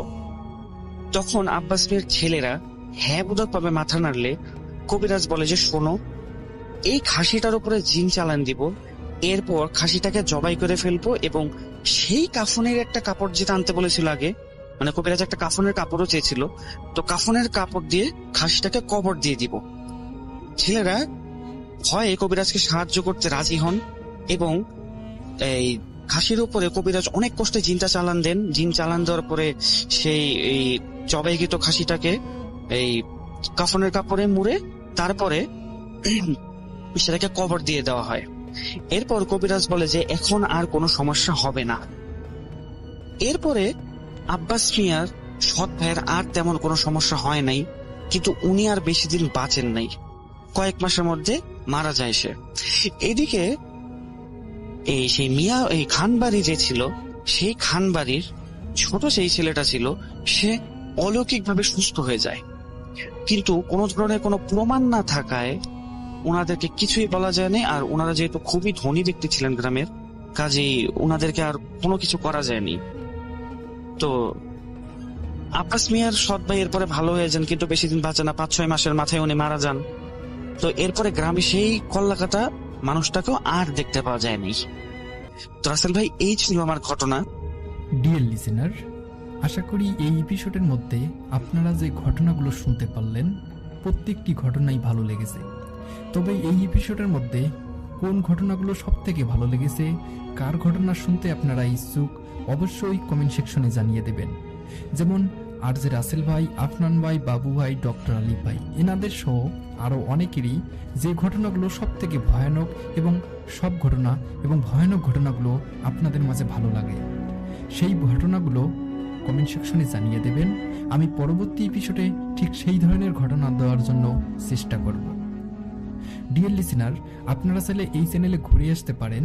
এই চ্যানেলে অসংখ্য এপিসোড পাবলিশ করা আছে যা শুধুমাত্র বাছাইকৃত ভয়ানক ঘটনা। আপনারা বাছাই করা ভয়ানক ঘটনাগুলো পছন্দ করেন বলে প্রতিনিয়ত আমি বিভিন্ন জায়গা থেকে এই ঘটনাগুলো বাছাই করে প্রতিনিয়ত রাত 10টা বাজে পাবলিশ করে থাকি। তো প্রিয় লিসেনার, আজকের জন্য এখানেই বিদায় নেব। আবারও আগামীকাল নতুন কিছু বাছাই করা ভয়ানক ঘটনা নিয়ে আপনাদের মাঝে চলে আসব। সকলেই ভালো থাকবেন, সুস্থ থাকবেন। আল্লাহ হাফেজ।